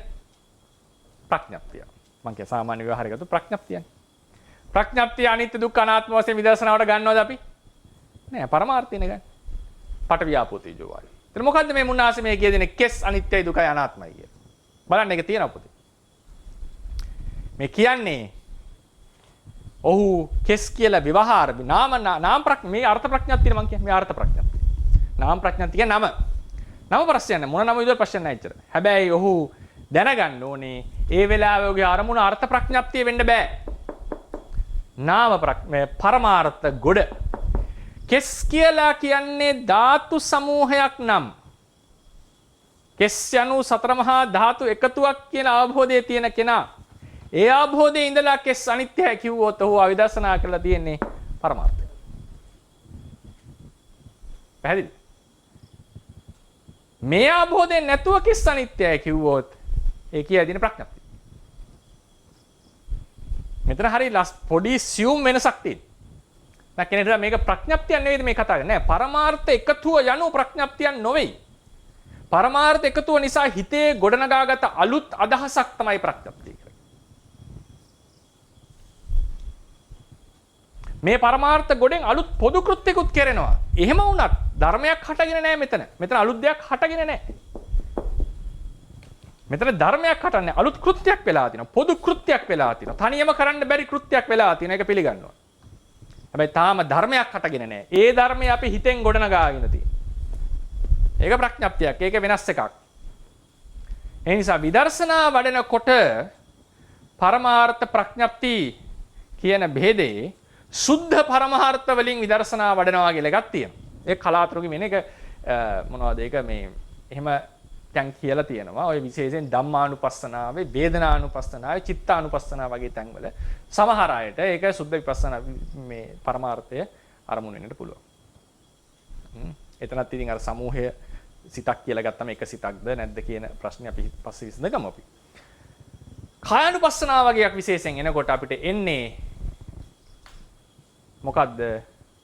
පරමාර්ථ ගොඩවල්. පරමාර්ථ ගොඩවල් තමයි අරමුණු කරන්නේ. පරමාර්ථ ගොඩවල් අරමුණු කරගෙන විදර්ශනා කරන්නේ. ඒක පරමාර්ථ සමූහයක්. ඒක ප්‍රඥප්තිය නොවන බව තේරුම් ගන්න. හැබැයි අපි සාමාන්‍යයෙන් ව්‍යවහාරයේදී කියනවා ප්‍රඥප්ති මිශ්‍ර විදර්ශනාව කියලා එකට කියන්නේ. ඒක අපි එදාට විසඳගමු මොකද්ද මේ ඇයි මේ වචනේ දාලා තියෙන්නේ ප්‍රඥප්ති මිශ්‍ර විදර්ශනාව කියලා. මට පැහැදිලි කරන්නට අවශ්‍ය වෙන්නේ ඒකයි පැත්තකින් තියු විදර්ශනා පිළිබඳ නිර්වචනය. පරමාර්ථ ධර්ම සමූහයක් යනු ප්‍රඥප්තියක් නොවේ. ඔය ඉතාම වැදගත්. ප්‍රඥප්තිය යනු පරමාර්ථ ධර්ම සමූහය දැකලා ගොඩක් දැකලා પરම්පරාව දැකලා ඒක තුල අදහස් කරගත්ත මිනිස්සයා පුද්ගලයා ආත්මය මම ආදී වූ අදහස. ඒක වෙනම දෙයක්. ඒකට යොදන නම නාම ප්‍රඥප්තිය. එතකොට නාම ප්‍රඥප්තිය කෙලින්ම අර්ථ ප්‍රඥප්තිය වෙනුවෙන් යොදන්නට පුළුවන්. පරමාර්ථ පුඤ්ජය වෙනුවෙන් යොදන්න පුළුවන්. ඒ නිසා තමයි සමහර ආචාර්යවරු කෙස් අනිත්‍යයි, කෙස් දුකයි, කෙස් අනාත්මයි කියලා විදර්ශනා වඩන්නේ. දැන් පටිසම්භිදා මාර්ගයට රේරුකාණ සංස්සේ කතාව වුණේ පටිසම්භිදා මාර්ගයට. කොහොමද තියෙන්නේ පද ටික 200 ගාන. පඨවි ආපෝ තේජෝ වායෝ රූප වේදනා සංඥා සංස්කාර විඤ්ඤාණ කේසා ලෝමා නකා දන්තා තචු. කේසා අනිච්චා. කේසා ලෝමා නකා දන්තා ඒවා අනිත්‍ය දුක්ඛ අනාත්මර ගන්න සම්මසන වාරයේ තියෙනවා මේ ඔක්කොම දෙතිස් කුණපේම තියෙනවා. මොකද්ද මේ දෙතිස් කුණපේ ආරම්භය අපි කියනවා ප්‍රඥප්ති විදර්ශනාවට ගන්නෙ නෑ පරමාර්ථය විදර්ශනාවට ගන්නෙ. මොකද්ද මේ වෙනස? කෙස් යනු වෙනම අර්ථ ප්‍රඥප්තියක් ලෙස විතරක් හිතපු කෙනාට මේක හරියන්නේ නෑ. කෙස් කියන්නේ ධර්ම සමූහයක්, ධර්ම පුඤ්ජයක් කියලා තේරුම් ගත්ත කෙනාට කෙස් අනිත්‍යයි කිව්වත් එයා කරලා තියෙන්නේ පරමාර්ථ විදර්ශනාව. පැහැදිලි නේද? ඒ නිසා මේ ඒකත්ව ණය කතා කරනකොට මෙන්න මේ ප්‍රශ්නේ විසඳ ගන්නට ඕනේ. නැත්තම් මොකද්ද මේ ඒකත්වය? ඒක ප්‍රඥප්තියද පරමාර්ථද කියන ප්‍රශ්නේ දෙන්නට පුළුවන්. මම හිතනවා ඒක පැහැදිලි වෙන්න ඇති කියලා අපි දේශනාව අවසන් කරනවා. ප්‍රශ්න අහන්නට අවස්ථාව ලබා ගන්න. අවසරයි සාකච්ඡාන්තර අන්දිමින් කෙලෙක කතා කරන්නේ ඔය දැක්කා පමණයි කියන එකේ ඔය විදිහම කරගන්න පුළුවන්ද? දැක්කොත් දැක්කා පමණයි කියන එක පිළිබඳව තේරවාදයේ තියෙනවා ක්‍රමවේද 3ක්. කොහොමද දැක්කොත් දැක්කා අර දිත්තේ දිට්ට මත්තම් භවිෂ්‍යති නේද මෑනියෝ කියන්නේ? ඉතින් එන්නේ ඔය අත්පත් ප්‍රඥප්තිය මේ කඩා ගන්න පුළුවන් අපිට. ඔව් ඒක දිත්තේ දිට්ට මත්තම් කියන වාක්‍යය අපි විස්තර කරන්න ඕනේ. මොකද්ද දැක්කද? දැන් මම උදාහරණයක්. ඒකේ ක්‍රම 3ක් තියෙනවා විදර්ශනාවට නංවන දිත්තේ දිට්ට මත්තම් කියන එක. බාහිදාර්ශීය සංස්කෘතික කීප එකනේ. ඒකේ නිකන් උදාහරණයක් මම කියනවා දැක්කේ රූපාරම්මණයනේ. දැක්කේ ඇත්තටම පාටනේ. නේද? දැක්කේ ඇත්තටම පාට නම් ඒක පාටක් විතරක් කියලා හිතුවොත් ඒක දිත්තේ දිට්ට මත්තම් භවිෂ්‍යති. පාටක් විතරයි කියලා තේරුම් ගත්තොත් ඒක දිත්තේ දිට්ට මත්තම් භවිෂ්‍යති. ආය අමුතුවේ මිනිස්සේ පුද්ගලයෙක් කියලා හිතන්නේ නැතුව. ඉතින් ඒ නිසා ඒ දිත්තේ දිට්ට මත්තම් කියන වාක්‍යයට වෙනම තේරවාද නිර්වචන 3ක් තියෙනවා. ඒක අපි විදර්ශනා පාඩාවේදී කතා කරනවා අනිවාර්යෙන් කතා කරනවා මේ පාත්‍රිකාව. ඉතින් ඔබතුමිය අහන්නේ මේකේ දිත්තේ දිට්ට මත්තම් කියනකොට අර්ථ ප්‍රඥප්තිය ඉන්නේ නැතුව පරමාර්ථ සමූහයට එන්න ඕනේ වගේ මාතෘකාවක්ද? නෑ සාමාන්‍යයෙන් පරමාර්ථ සමූහයෙන් නම හිතා ගන්න නැතුව එතනින් කඩාගත්තොත් ඔව් එකද ඔබ වහන්සේ කියන්නේ කියන මට නෑ නම ප්‍රශ්නයක්ම නෑ. නාම ප්‍රඥප්තිය ගැටලුවක් වෙන්නෙම නෑ. නාම ප්‍රඥප්තිය කෙස් කියලා අපිට හිතන්න පුළුවන්. හරිනේ? මිනිස්සෙක් කියනවත් හිතුවට කමක් නැහැ. නමුත් හැබැයි ස්කන්ධ පංචකයක් කියන අවබෝධයෙන්. ස්කන්ධ පංචකයක් කියන අවබෝධය. ඒ කියන්නේ නාම ප්‍රඥප්තිය බලපාන්නෙම නෑ මෙතනට. ඒ නාම ප්‍රඥප්තිය නියෝජනය වෙන්නේ අපේ හිතෙන් අර්ථ ප්‍රඥප්තිය නම් අපි විදර්ශනාව කරලා නැහැ. අපි එතනින් පරමාර්ථ ධර්ම සමූහයක් තමයි මෙතන තියෙන්නේ කියලා හිතුවොත් එතන විදර්ශනාවට බහැලා තියෙනවා. විදර්ශනාවට බහැලා තියෙනවා. අපි ඉතින් කිව්වොත් එහෙම දැක්ක කෙනා දැක්ක දෙය දැන් කවුරු හරි කෙනෙක් දැක්කම මේ පංච උපාදානස්කන්ධයක් කියලා තේරුම් ගත්තා නම් එතකොට දිට්ඨිය දිට්ඨ මත්තන් කියන තැනට යන්න පුළුවන්. හැබැයි මේ දිට්ඨි දිට්ඨි මත්තන් එක මම විස්තර කරන්නම් ඒ තේරවාද ණය ක්‍රමයෙන් විස්තර කරන්න ඕනේ. මොකද්ද දිට්ඨ මාත්‍රය ඔක ක්‍රම තුනක් තියෙනවා. ඔක විස්තර කරන. ඉතින් ඒක අපි එදාට පස්සේ කතා කරමු. හොඳයි ස්වාමීන් වහන්සේ තෙරුවන් සරණයි. ස්වාමීන් වහන්සේ අවසරයි. ප්‍රශ්න කිහිපයක් තියෙනවා. පළවෙනි ප්‍රශ්නේ මේ කලාපීය හැඩය වෙනස් වීමේ සීමාව මොකක්ද කියන එක දැනගන්න අවශ්‍යයි. අන්තර් කලාපී නෑ කලාපේ. කලාපේ හැඩයක සීමාවක් තියෙනවා කියලා මතක් කරලා ස්වාමීන් වහන්සේ. ඒක පළවෙනි ප්‍රශ්නේ. දෙවෙනි ප්‍රශ්නේ තමයි මේ රූප විදර්ශනාවේදී අන්තර් කලාපීය රූප විදර්ශනාවට හසු වෙන්නේ නැද්ද? තුන්වෙනි ප්‍රශ්නේ ස්වාමීන් වහන්සේ මේ సంతානිය කියලා කියනකොට පොදු සමාන ලක්ෂණ තියෙන මේ භෞතිකමය දෙයකට මේ පාවිච්චි කරන වචනයක් එකේ. හරි. කොහොම එතකොට දැන් හොඳ ප්‍රශ්න ටිකක්. එකක් තමයි රූප කලාපයේ හැඩය වෙනස් වීමේ සීමාව කියලා. ඒක මට පෞද්ගලිකව හිතෙන එකක්. දැන් කිව්වොත් එහෙම රූප කලාපයේ ආපු වැඩි වෙනකොට අර වගේ නිකන් අර වතුර බෝලේ වගේ නිකන් හැඩේ මෙයා වෙලා නිකන් අර එබෙන දෙයක් වගේ වෙලා වෙනස් වෙනවා කියන එක මම නැහැම කියන්නේ නැහැ. නමුත් එහෙම වෙන්නේ නැහැ වගේ තමයි තොරතුරු එක දැනෙන්නේ. මට ඒකට ස්ථිරවම එහෙම එකක් වෙන්නේ නැහැ. මේ මම කියන විදිහටමයි වෙන්නේ කියලා තේරවාදයෙන් ඔප්පු කරන්නට සාධක නැහැ. දැන් එන ක්‍රමයේ හැඩයට පේන රූප කලාපය කියලා කියන්නේ යම් නිශ්චිත ඒ කියන්නේ හැඩයක් කියලා කියන්නේ නිශ්චිත දෙයක් වගේ තමයි අපිට දැනෙලා තියෙන්නේ. මම දන්නේ මේ මගේ උපකල්පනයකට ඉන්ෆ්ලුවන්ස් වෙලාද කියලා. නමුත් මම පෞද්ගලිකව හිතන්නේ රූප කලාපය කියන එක යම් හැඩයක් තියෙන හැඩේ වෙනස් යම් වෙනසක් වෙන්න පුළුවන්. ඒක නැහැ කියන්නේ. ඒකේ ධාතුන් වල වෙනසකුත් විචරණයක් සිද්ධ වෙනවා. නමුත් ඒකේ යම් සීමාවක් තියෙනවා කියලා මම.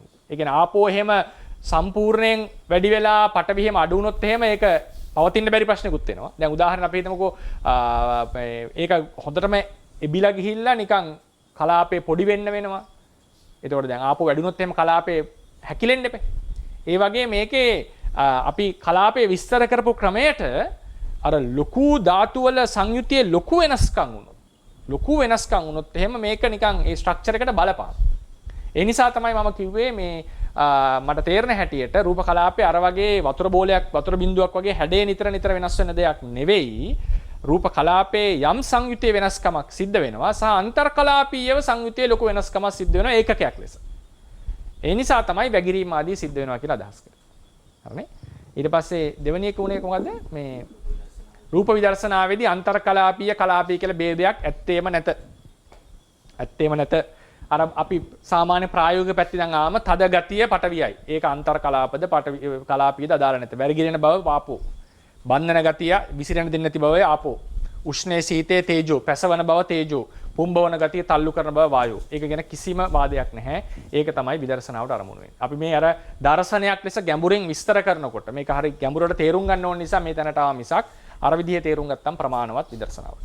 ඊට පස්සේ సంతානයක් කරන භෞතික ශරීර වලටද භෞතික දේවල් වලටද නේද? ඒ කියන්නේ උදාහරණයක් මේසේ වගේ එකක්ද කිව්වේ? නෑ. භෞතිකම දෙයකට විතරක් නෙවෙයි. ඒ කියන්නේ චිත්ත సంతානය කියලා එකකුත් තියෙනවානේ.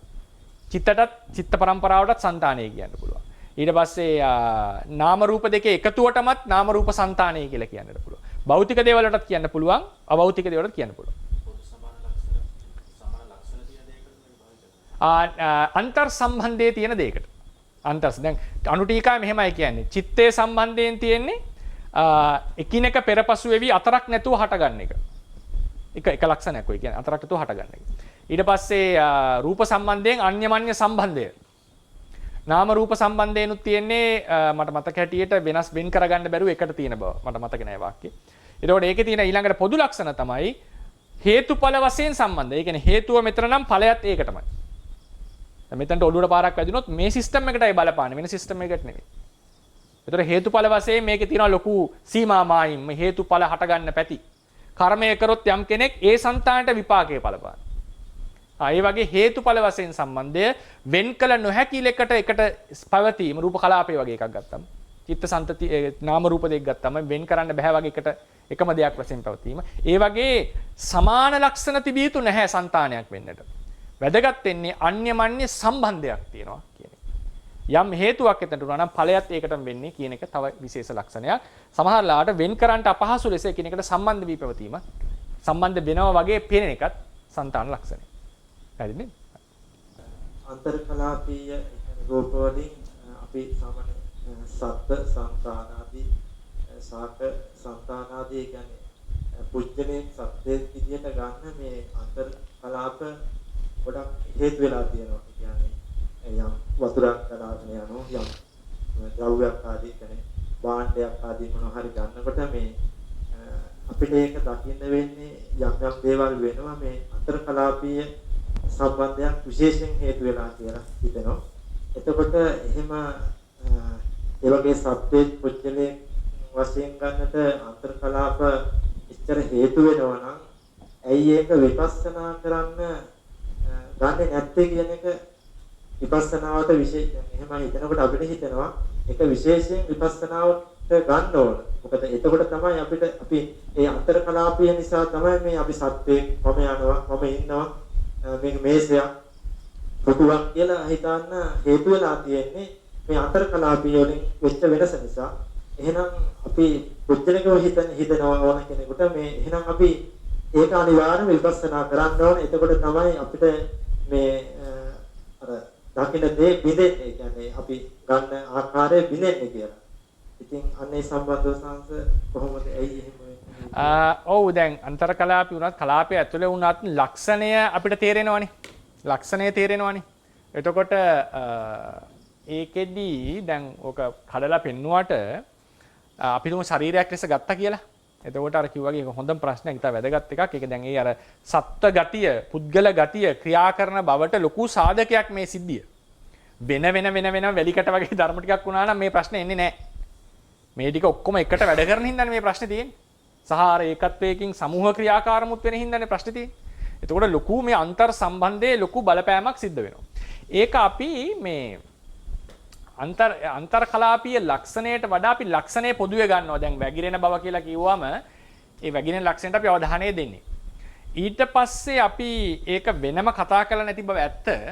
නමුත් අපි නානා කෘත්‍යයන් කතා කරනකොට පඨවි ධාතුවේ මේ කෘත්‍ය, ආපෝ ධාතුවේ මේ කෘත්‍ය, තේජෝ ධාතුවේ මේ කෘත්‍ය, සිතේ කෘත්‍ය මෙහෙම කියලා කෘත්‍ය ඝණය කියලා එකක් අපි අවධානය දෙනවා. ඒක දෙනකොටත් යම් විදිහකට මේක කැඩිලා යනවා. ඊට පස්සේ වැදගත් වෙන්නේ අසුන් දැන් අන්තර්කලාපීය හෝ අභ්‍යන්තරකලාපීය වේවා ලක්ෂණයට අවධානය දෙනකොට වැగిරෙන බව, තද ගතිය, උෂ්ණය, සීතල, පුම්බවන ගතිය කියන මේවට අවධානය දෙනකොට සත්ව සංඥාව දුරු වෙනවා. සත්ව සංඥාව දුර. මොකද අපි තේරුම් ගන්න ඇත්තටම කියන ආත්ම සංඥාව දුරු වෙනවා. ආත්ම සංඥාව දුරු වෙනවා. ආත්ම සංඥාව කියලා කියන්නේ මෙතන පුද්ගලයෙක් නැහැ කියන අදහස. මොකද ධාතුවක්, ගතියක් පුද්ගලයෙක් වෙන්න බෑ. ගතියක් යනුම Tamanට සීමාවක් තියෙනවා කියන එකයි. ආවේනික ලක්ෂණයක් ඇති බව කියන්නේම Tamanට ඕන විදිහට වෙනස් වෙන්න බෑ කියන එක. පටවියට ආපෝ වෙන්න බෑ. ආපෝට පටි වෙන්න බෑ. ඒක සීමා සහිතයි. ඒ ගතිය ගැනනකොට හිතටම පුද්ගලයෙක් නෙවෙයි මේක ගති ස්වභාවයක් කියන ලක්ෂණ එනවා. මොකද අපි පුද්ගලයා කියන හිතන් ඉන්න ඒකට අපි එදාට විදර්ශනාවට කතා කරමු මොකද්ද පුද්ගලයා කියන අදහස. පුද්ගලයා කියන අදහස ඉස්සලා බෙදා ගන්නට ඕනේ. අපේ හිතේ මුල් බැසගත් අදහස. ඒවට පහර වදිනවා ලක්ෂණ වලට අවධානය දෙනකොට. ඊළඟට එකක් තමයි සත්ව සංඥාව. ආත්ම සංඥාව එකක්. සත්ව සංඥාව. සත්ව සංඥාව යනු තමන්ම තනියම තීරණ අරගෙන ක්‍රියා කරන කෙනෙක් කියන එක තමයි සත්ත්ව කියලා කියන්නේ. රංජතීති සත්ත්වෝ කියලා නිර්වචනයක් තියෙනවා. ඒක වෙනම එකක්. දේශනාවේ. සත්ත්ව සංඥාව කියලා අපි අදහස් කරන්නේ ක්‍රියා කරන කෙනෙක්. තමන්ම තීරණ අරගෙන. එහෙම කෙනෙකුත් නැහැ. මේ ධර්ම සමූහයක කෘත්‍ය ගොඩක්. හරිනේ? එතකොටත් ඒ ක්‍රියා කරන බව කියන එක හිමින්ම දුර වෙලා යනවා. ඊළඟට ජීව සංඥාව. ජීව සංඥාව කියලා කියන්නේ බොහෝ කල් පවතින කෙනෙක්. ඔක තුනක්. ආත්ම සංඥාව, සත්ව සංඥාව, ජීව සංඥාව. ජීව සංඥාව කියලා කියන්නේ බොහෝ කල් පවතින කෙනෙක්. ඉපදිලා මැරෙනකන් එකම විදිහට හිටපු කෙනෙක්. එකම චිත්ත පරම්පරාවක්. එකම රූප පරම්පරාවක්. හැබැයි ඒක සංස්කාරයන්ගේ උදේවය දෙක බලනකොට ඉපදීම් මිදීම් බලාගෙන යනකොට ජීව සංඥාව යටපත් වෙලා යනවා. ජීව සංඥාව. විශේෂයෙන් ඔය ජීව සංඥාව යටපත් වෙන්නේ නැහැ ditthi visuddhiයෙන්. ජීව සංඥාව යටපත් වෙන්නේ විදර්ශනාව ඉහළ මට්ටම් වල. යම් ප්‍රමාණයකට යටපත් වීමක් වෙනවා. නිස්සත්තයි නිජීවයි කියලා මෙනෙහි කරන හොඳටම යටපත් වෙන්නේ ස්කන්ධයන්ගේ උදේවය දැකලා ඉදිරියට යනකොට. ඒ නිසා ඔබ වහන්සේ අහන ප්‍රශ්න ඉතාම වැදගත්. නමුත් මට තේරෙන ක්‍රමයේ හැටියට මම දන්න තේරවාදී විදර්ශනාවේ හැටියට ලක්ෂණ වශයෙන් මෙනෙහි කරනකොට, කෘත්‍ය වශයෙන් මෙනෙහි කරනකොට, උදේවය වශයෙන් මෙනෙහි කරනකොට අර කියපු සත්ත්ව සංඥා, ජීව සංඥා, ආත්ම සංඥා දුර වෙලා යනවා. අන්තර්කලාපීය කතාව අපිට වෙන් කරන්න අවශ්‍ය වන්නේ නැහැ. මොකද ලක්ෂණය මෙනෙහි වෙනකොට අන්තර්කලාපීයද අභ්‍යන්තර කලාපීයද දාලා නැහැ. ඒ ලක්ෂණය අරමුණු වෙනවා. ඒකේ ලක්ෂණ භවට අවධානය දෙනකොට සත්ව පුද්ගල සංඥාව දුර වෙලා යනවා. ඒක ප්‍රායෝගිකව වෙන සිද්ධියක්. ආශ්‍රම මේ පරමාර්ථ ධර්ම සමූහයක් තමයි අපි අරමුණු කරලා යම් දකින්න දෙයක්, අහන දෙයක් ආදී දකින්න දෙයක් දකින්නේ. එතකොට මේ අපි දකින්නේ මේක සම්මුතියක් නෙවෙයි කියලා ස්වාමීන් වහන්සේ දේශනා කරගෙන පරමාර්ථ සමූහයක් අරමුණු කරනවා සම්මුතියක් නෙවෙයි. එතකොට ඒක පරමාර්ථයක්ද? පරමාර්ථයක් අපිට හැට දකින්න අමාරුයි. හැබැයි පරමාර්ථ ගොඩක් අපිට හැට දකින්න පුළුවන්. එතකොට ඒක අපි කවුරු හරි අපෙන් අහුවොත් මේ ආරම්භණය මොකද්ද? පරමාර්ථයක්ද? සම්මුතියක් නෙවෙයි කියලා දේශනා කරා. ඒක පරමාර්ථයක්ද? නැත්නම් පරමාර්ථවල සමූහයක්. ඒකට කොහොමද අපි අරමුණ කියලා කියන්නේ කොහොමද කියන්නේ? පරමාර්ථ සමූහයක් යනු පරමාර්ථ අරමුණකි. කෙලින්ම උත්තරය ඒකයි. පරමාර්ථ සමූහයක් යනු පරමාර්ථ අරමුණකි. පරමාර්ථ සමූහයක් දැකලා වෙන අදහසක් හිතට આવොත් ඒක ප්‍රඥප්තිය. ඊට පස්සේ එකක් තියෙනවා ඒ පරමාර්ථ ඊට පස්සේ දැන් උදාහරණයකට ප්‍රඥප්තිය අරමුණු කරා කියලා කියන්නකො අපි. ප්‍රඥප්තියක් විතරක් කියලා හිතන්න. තනි ප්‍රඥප්ති විතරක් අරමුණු වෙනවා කියලා එකක් නැහැ. නාම ප්‍රඥප්ති විතරක් වන්න පුළුවන්. අර්ථ ප්‍රඥප්ති අරමුණු වෙනකොටම එන්නේ පරමාර්ථ මිශ්‍ර බවක්. මිනිස්සයා කියන අදහසේ මිනිස්සයාගේ පාට නැද්ද? මිනිස්සයාගේ හැඩේ නැද්ද? මිනිස්සයාගේ කය නැද්ද? ක්‍රියා කරන බව නැද්ද? නාම රූප අරමුණු වෙන වෙලාවට. මිනිස්සයා කියන අදහස මේසේ කියලා හිතුවා මේසේ කියන අදහසේ සතර මහා ධාතු නැද්ද? අයිදි හැදිච්ච දෙයක් නෙමෙයි දෙන්නේ. ඒතකොට පරමාර්ථය තියෙන පරමාර්ථය යම් විදිහකට ටච් වෙනවා. හැබැයි වැඩි අවධානය දීලා තියෙන ප්‍රඥප්තියට. ප්‍රඥප්තියට වැඩි අවධානය දීලා. ඒ නිසා ඒ අවධානයේ දීපු පැත්ත අවසානයේ අපි ආරම්භන පාඩමේදී කතා කරනවා. අවසානයේදී අරමුණක් ප්‍රඥප්තියක්ද පරමාර්ථයක්ද කියලා තීරණය කරන්න තියෙන ක්‍රමය තමයි වැඩි අවධානය ගියේ කොහෙටද? ඒ උදාහරණයක් මම කියන්නම්කො මෙහෙම අභිධර්ම ඉගෙන ගත්ත අයට නම් පැහැදිලි වෙයි. ප්‍රශ්නයක් ඒ කමක් නැහැ. අපි කියනවා මහා විපාක සිත්වල සහ තදාරම්මන සිත් 11 ගන්න. මහා විපාක සිත්, සම්තිරණ සිත් 3. මේවල අරමුණ කාමාවචර ධර්ම කියලා. නමුත් ප්‍රතිසන්දි අවස්ථාවේදී එහෙම අරමුණු වෙන්නේ මලක්. මල පූජා කරන මල, වස්ත්‍රය. මොකද්ද මේ? මේ ප්‍රඥප්ති. වස්ත්‍රය මල. ඒ නිසා නමුත් ඒක පරමාර්ථයක් කිව්වේ පරමා කාමාවචර ධර්ම සමූහයක එකතුවක් එතන තියෙන. නමුත් ඒ සිත්වල නැහැ මල කියන අදහස අර වස්ත්‍රයක් කියන ගැඹුරු අදහස ප්‍රඥප්තියක් හිතන්නට නම් යම් කිසි චින්තනමය හැකියාවක් තියෙනවා හිතට. චින්තාමය හැකියාව වැඩි. අපි දැන් පස්සේ කැටගරයිස් කරනවා මොන සිත්වලද චින්තාමය හැකියාව වැඩි මොන සිත්වලද අඩු. එතනට පොයනවා චිත්තකාණ්ඩේ. ඉතින් ඒකෙදි ගත්තාම ওই තදාලම්මන සිත් 11ෙම හැකියාවල් අඩුයි. ඒ නිසා අපි ඒක පරමාර්ථ ආරම්මණයක් ලෙස දාන්නේ. නමුත් විමති නෝදිනී ටීකාවේ කියනවා මේක මේ සුද්ධ පරමාර්ථ කියලා මේක ටිකක් තේරුම් ගන්න මේකේ අර වගේ අරමුණු තමයි තියෙන්නේ. අර වගේ අරමුණු තමයි තියෙන්නේ. ඒ නිසා මේක ඒකට කියන ප්‍රඥප්තිය මිශ්‍ර වෙලා තියෙන්නේ එතන. අදහසක් යම් ප්‍රමාණයකට තියනවා කියන එක. ඉතින් ඒකේ අර චින්තාමය හැකියාව අඩුයි කියන තැනින් අරගෙන පරමත්ත දීපනීය ක්‍රමයක් තියෙනවා. චින්තාමය හැකියාව අඩුයි. ඒ නිසා මේක සුද්ධ පරමාර්ථ ධර්මයක් කියලා නිර්වචනය කරන්න අපිට පුළුවන්. ඒ නිසා බෙදීම ගත්තා. නමුත් සමහර ආචාර්ය මතයක් තියෙනවා මෙතන ප්‍රඥප්ති අදහසකුත් සහිතව තමයි මේ අරමුණ ඇවිල්ලා තියෙන්නේ කියලා. ඒ නිසා මට කියන්න ඕනේ මට ඒකෙන් දෙන්න ඕනේ පණිවිඩය තමයි ධර්මයක් අරමුණක් පරමාර්ථද ප්‍රඥප්ති කියලා තීරණය කරන ක්‍රමයක් තියෙනවා.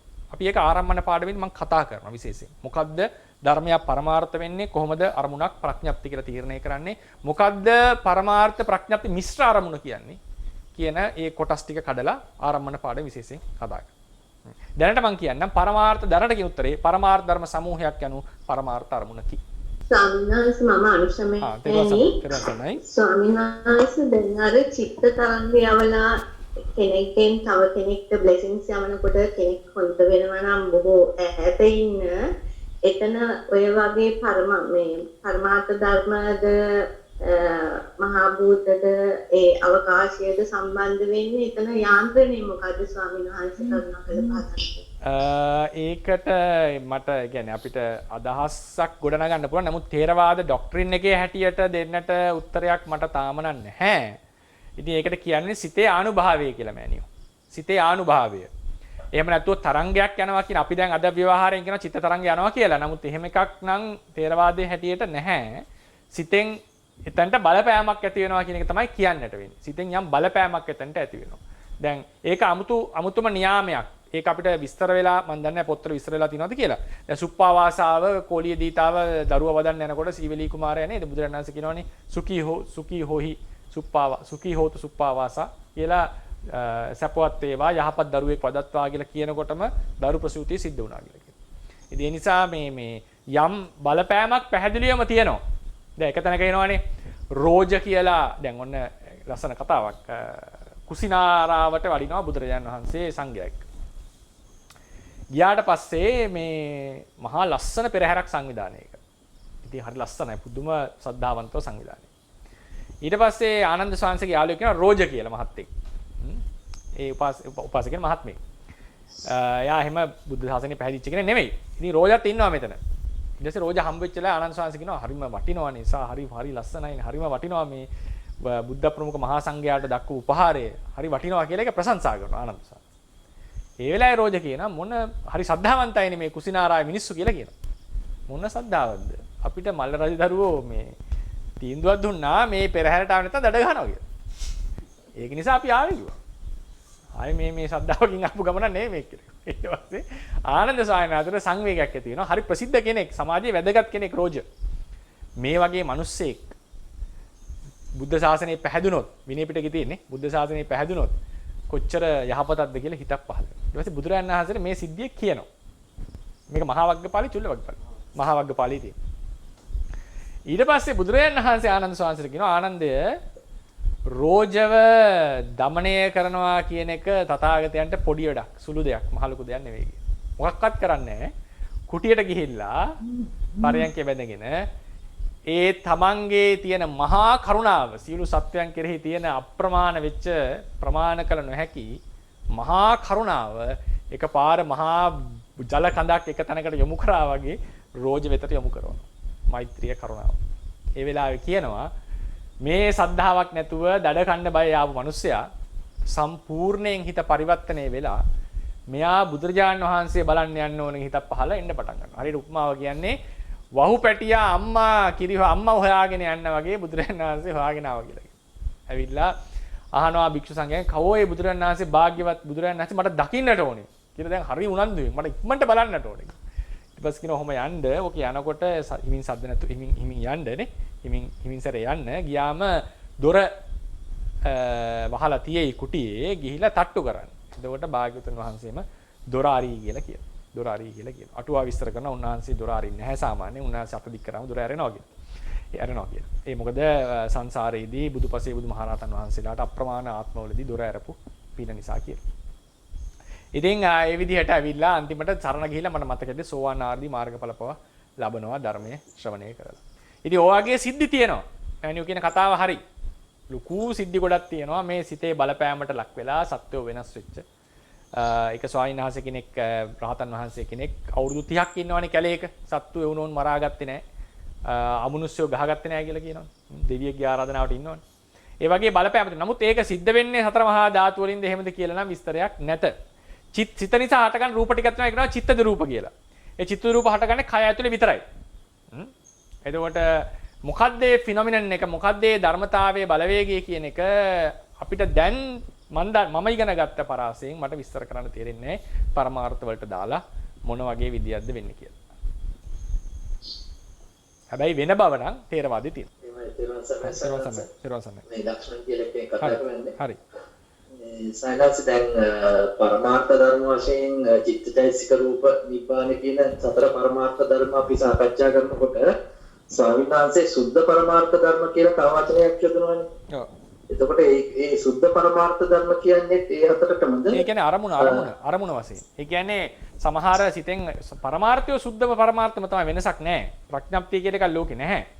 එතකොට සිතෙන් අරමුණ ගන්නකොට ප්‍රඥප්තිය මිශ්‍ර වෙලා වගේ පරමාර්ථය ගන්න අවස්ථා තියෙනවා.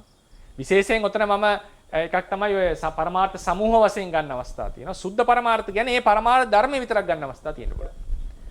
සුද්ධ පරමාර්ථ. ඉතින් ඒ නිසා සුද්ධ පරමාර්ථ කියන එකෙන් මම අදහස් කළේ ප්‍රඥප්තිය ආදී මිශ්‍රණයක් නැති එකක්. එක තැනකදී සුද්ධ පරමාර්ථ වෙන්නේ මේ උදාහරණයකට මේ පරමාර්ථ ධර්ම සමූහයක් ලෙස ගත්තත් ඒක සුද්ධ පරමාර්ථයක් නෙවෙයි. හරිනේ? ඒක සමූහ ගණයෙන් යුක්ත පරමාර්ථ සමූහයක්. ඉතින් එක එක තැන්වල මම සුද්ධ පරමාර්ථ කියනකොට අර්ථ වෙනස්ව යොදන්න පුළුවන්. හැබැයි ඒකෙන් අදහස් කරන අරමුණ සම්බන්ධයෙන්. එහෙම නැතුව පරමාර්ථ ධර්මයේ සම්බන්ධයෙන් නම් නෙවෙයි.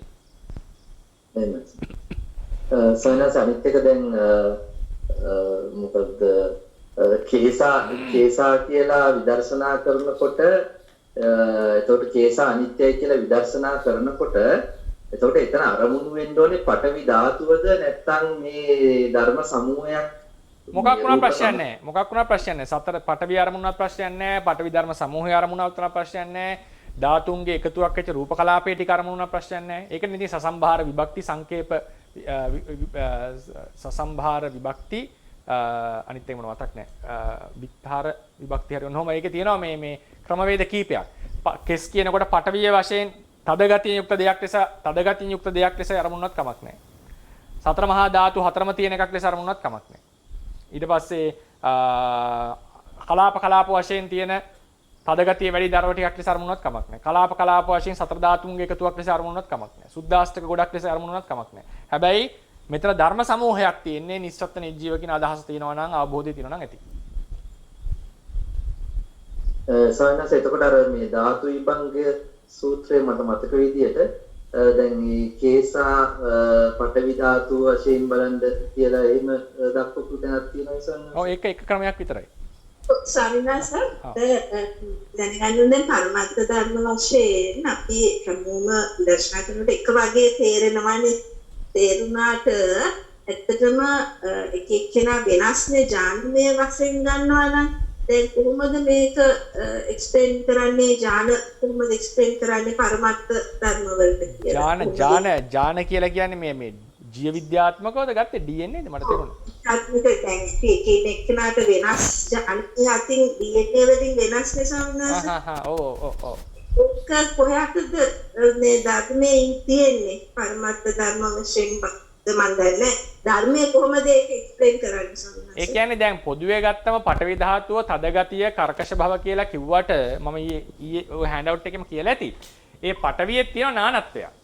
ඒ කර්කශ භවෙත් යම් සියුම් නානත්ව තියෙනවා. ඒ වගේම සතර මහා ධාතු වල එකතුවේ නානත්වය කියලා එකක් තියෙනවා. කර්මයේ බලපාල නානා විදිහට හටගනවා. ඊට පස්සේ ඊළඟ එක තමයි යෝනි නියමය කියලා ලෝකේ ගවන් කරන ඒ සත්වනිකායන් වෙන් කරන න්‍යාම ධර්මයකුත් තියෙනවා. මෙන්න මේ කියන ඒ සියලු දේ උඩ තමයි අපිට කියන්න වෙන්නේ එක පුද්ගලයෙක්ගේ ශරීරය තා පුද්ගලයට වඩා වෙනස්. හැබැයි DNA වශයෙන් ජීන්ස් වල DNA වශයෙන් පරම්පරාවෙන් සම්බන්ධයිනේ. දැන් ඔය දැන් විද්‍යාව හැටියට කියනවා අප්‍රිකාව හිටපු එක මිනිස්සු ගෑනු කෙනෙක් ගැන කියනවනේ. සියලුම මිනිස්සුන්ව ට්‍රේස් කරන්න පුළුවන් කෙනෙක් කියලා. ඉතින් ඒක කෙසේ වෙතත් එතකොට ඒ වගේ මේ කිනකට සම්බන්ධයක් තියෙනවා මේ මගේ අතීතයේ හිටපු මිනිස්සෙක් ගැන මේ DNA වල සම්බන්ධයක් ගැන. ඉතින් ඒ කතා කරන්නේ මේ දැන් මවගේ පියාගේ තියෙන රූප යම් ප්‍රමාණයක් මවගෙන් පියාගෙන් යම් රූප ප්‍රමාණයක් ශරීරයක් දරුවාගේ ශරීරයට එකතු වෙනවා. ඒක පැහැදිලි. එතකොට ඒ එකතු වෙච්ච කොටස් ටික ලොකු ඉම්පැක්ට් එකක් කරනවා අපේ ශරීරයට.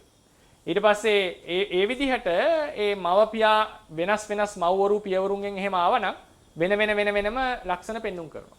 ඒ නිසා ඔය සත්ත්ව ශරීරයක තියෙන නානත්වයට කරුණු කීපයක් පඨවි ආදී සතර මහා ධාතු අපි පොදුවේ කිව්වට ඒවවලත් තියෙනවා වෙනම ලක්ෂණ. ඒ කියන්නේ වෙනම ලක්ෂණ කියන්නේ අණු වශයෙන් වෙනස්. කර්කශ භාව වෙනස්. ගමන කියන එක පයින් ගමන හිත මොකද්ද? ඇවිදගෙන මොකද්ද? දුවන ගමන කකුලෙන් එක කකුලෙන් තකුල් දෙකෙන් යනවා වගේ වෙන ලක්ෂණ පොඩි වෙනස්කම් තියෙනවා. සතර මහා ධාතුන්ගේ මික්ස්චර් එක වෙනස්. ස්ට්‍රක්චර් එක වෙනස්. ඊට පස්සේ දෙමව්පියන්ගෙන් එකතු වෙන රූප කලාප ටික ලොකු බලපෑමක් කරනවා. අපි ගන්න ආහාර බලපෑමක් කරනවා. ඒතකොට DNA ජීන්ස් ගත්තොත් එහෙම දෙමව්පියන්ගෙන් එන එකක්. ඒක ආහාර නිසා වෙනස් වෙන එකක් නෙවෙයිනේ නේ DNA මේක කියලා කියන්නේ. එතකොට ඒක කියන්නේ යෝනි නියමය කියලා දෙමව්පියන්ගෙන් එකතු වෙන රූප කලාප ටික. ඒ પરම්පරාව මුළු ශරීරයේම කුඩා කාලේ ඇතුළේ කලලයට ඒක මුළු ශරීරයේම පැතිරෙනවා දිගින් දිගට. ඊට පස්සේ කර්ම වශයෙන් එකම අම්මගේ තාත්තගේ වුණත් නානත්වයක් තියෙන්න පුළුවන්. එකක් තමයි කර්ම න්‍යාය. සියල්ලෙන් සියල්ල නෙවෙයි කර්ම න්‍යාය එක හේතුවක්. ඉතින් ওই විදිහට නානා හේතු මත තමයි මේ රූප ශරීරවල වෙනස්කම් පැහැදිලි වෙන්නේ. DNA ජීන්ස් නම් අම්මලාගෙන්ම එන කොටස් තමයි. තෙරුවන් සරණයි ස්වාමීන් වහන්සේ මම ගිහි උපාසිකාවක් නම් චන්දිකා මම අහන්නේ ස්වාමීන් වහන්සේ දැන් ඔබ වහන්සේ කිව්වනේ පරමාර්ථ ධර්ම වල එකතුවක් යන ප්‍රඥප්තියක් නොවේ කියලා කිසිම විටක ස්වාමීන් වහන්සේ අපි දැන් හැම වෙලාවෙම උදාහරණයක් විදිහට අපි මේසිතේ කියලා ගත්තොත් ඒක ප්‍රඥප්තිය ඒ උනාට එතන පරමාර්ථ ධර්ම වල එකතුවක් නේද තියෙන්නේ හැමතැනදීම පැහැදිලිව ඒක මට පැහැදිලිව හරි මේ පරමාර්ථ ධර්ම එකතුවක් තමයි මෙතන තියෙන්නේ. ඒක මේසයක් එක දෙයක් කියලා හිතෙන් ගොඩනගාගත්තම ඒක පරක්ෂප්තියක්. ඒ ස්වාමීනාංශ එතකොට අපි ඒක හිතෙන්ද මානසිකාරය කරන්න අවශ්‍ය වෙන්නේ? මානසිකාරය කියලා කිව්වේ මේ මොකද්ද? ප්‍රඥප්තියද පරමාර්ථ ධර්ම සමූහයද? ඒ කියන්නේ උදාහරණ ස්වාමීනාංශ අපි කියමුකෝ පොතක් කියලා පොත කියලා කියන්නේ ප්‍රඥප්තියක්. ඒ වුණාට එතන තියෙන පරමාර්ථ ධර්ම සමූහය. ඔව්. සෑහෙන කියලා කියන්නේ ප්‍රඥප්තියක්. එතනක් තියෙන පරමාර්ථ ධර්ම සමූහයක්. මට ගැටලු වුණේ ස්වාමීන් වහන්සේ දැන් වහන්සේ කිව්වේ පරමාර්ථ ධර්ම වල එකතුවක් යනෝ කිසිම විටක ප්‍රඥප්තියක් නොවේ කියන එකනේ. එතකොට මට ඒක අර හිතට අවබෝධය ඉන්නේ හැම වෙලෙම හිතන්නේ අපි දැන් මොනවාහරි දැන් නම් කරනවා නම් එතන තියෙන පරමාර්ථ ධර්ම සමූහයක්මයි. ඒ නිසා පරමාර්ථ ධර්ම සමූහයක එකතුවට තමයි අපි ප්‍රඥප්තියක් කියලා නම් කරන්නේ කියලා හිතෙනවා. ඒකයි. ඔව් ඒ කියන්නේ ප්‍රඥප්තිය කියන එක හිතේ යට ගන්න අදහසක්මයි. බාහිර ප්‍රඥප්තියක් නැහැනේ. තියෙන්නේ පරමාර්ථ ධර්ම සමූහමනේ. එතකොට ඒවා පරමාර්ථ ධර්ම සමූහයක්ම කියලා තේරුම් ගත්තොත් ඒක ප්‍රඥප්ති ආරම්භණයක් නෙවෙයි. ඒක පරමාර්ථ අරමුණක්. ධර්මය. ඒ කියන්නේ සාමාන්‍යයෙන් ප්‍රඥප්තියක් කියන එක අපි අර ගොඩනගා ගන්න දෙයක් කියන අවබෝධයෙන් ඉන්නවා. අන්න හරි. හිතේම තමයි ප්‍රඥප්තිය කියන එක හිතටම තමයි වැටහිලා තියෙන්නේ. හරි. පැහැදිලි සාමාන්‍යයෙන් පිළිසිදු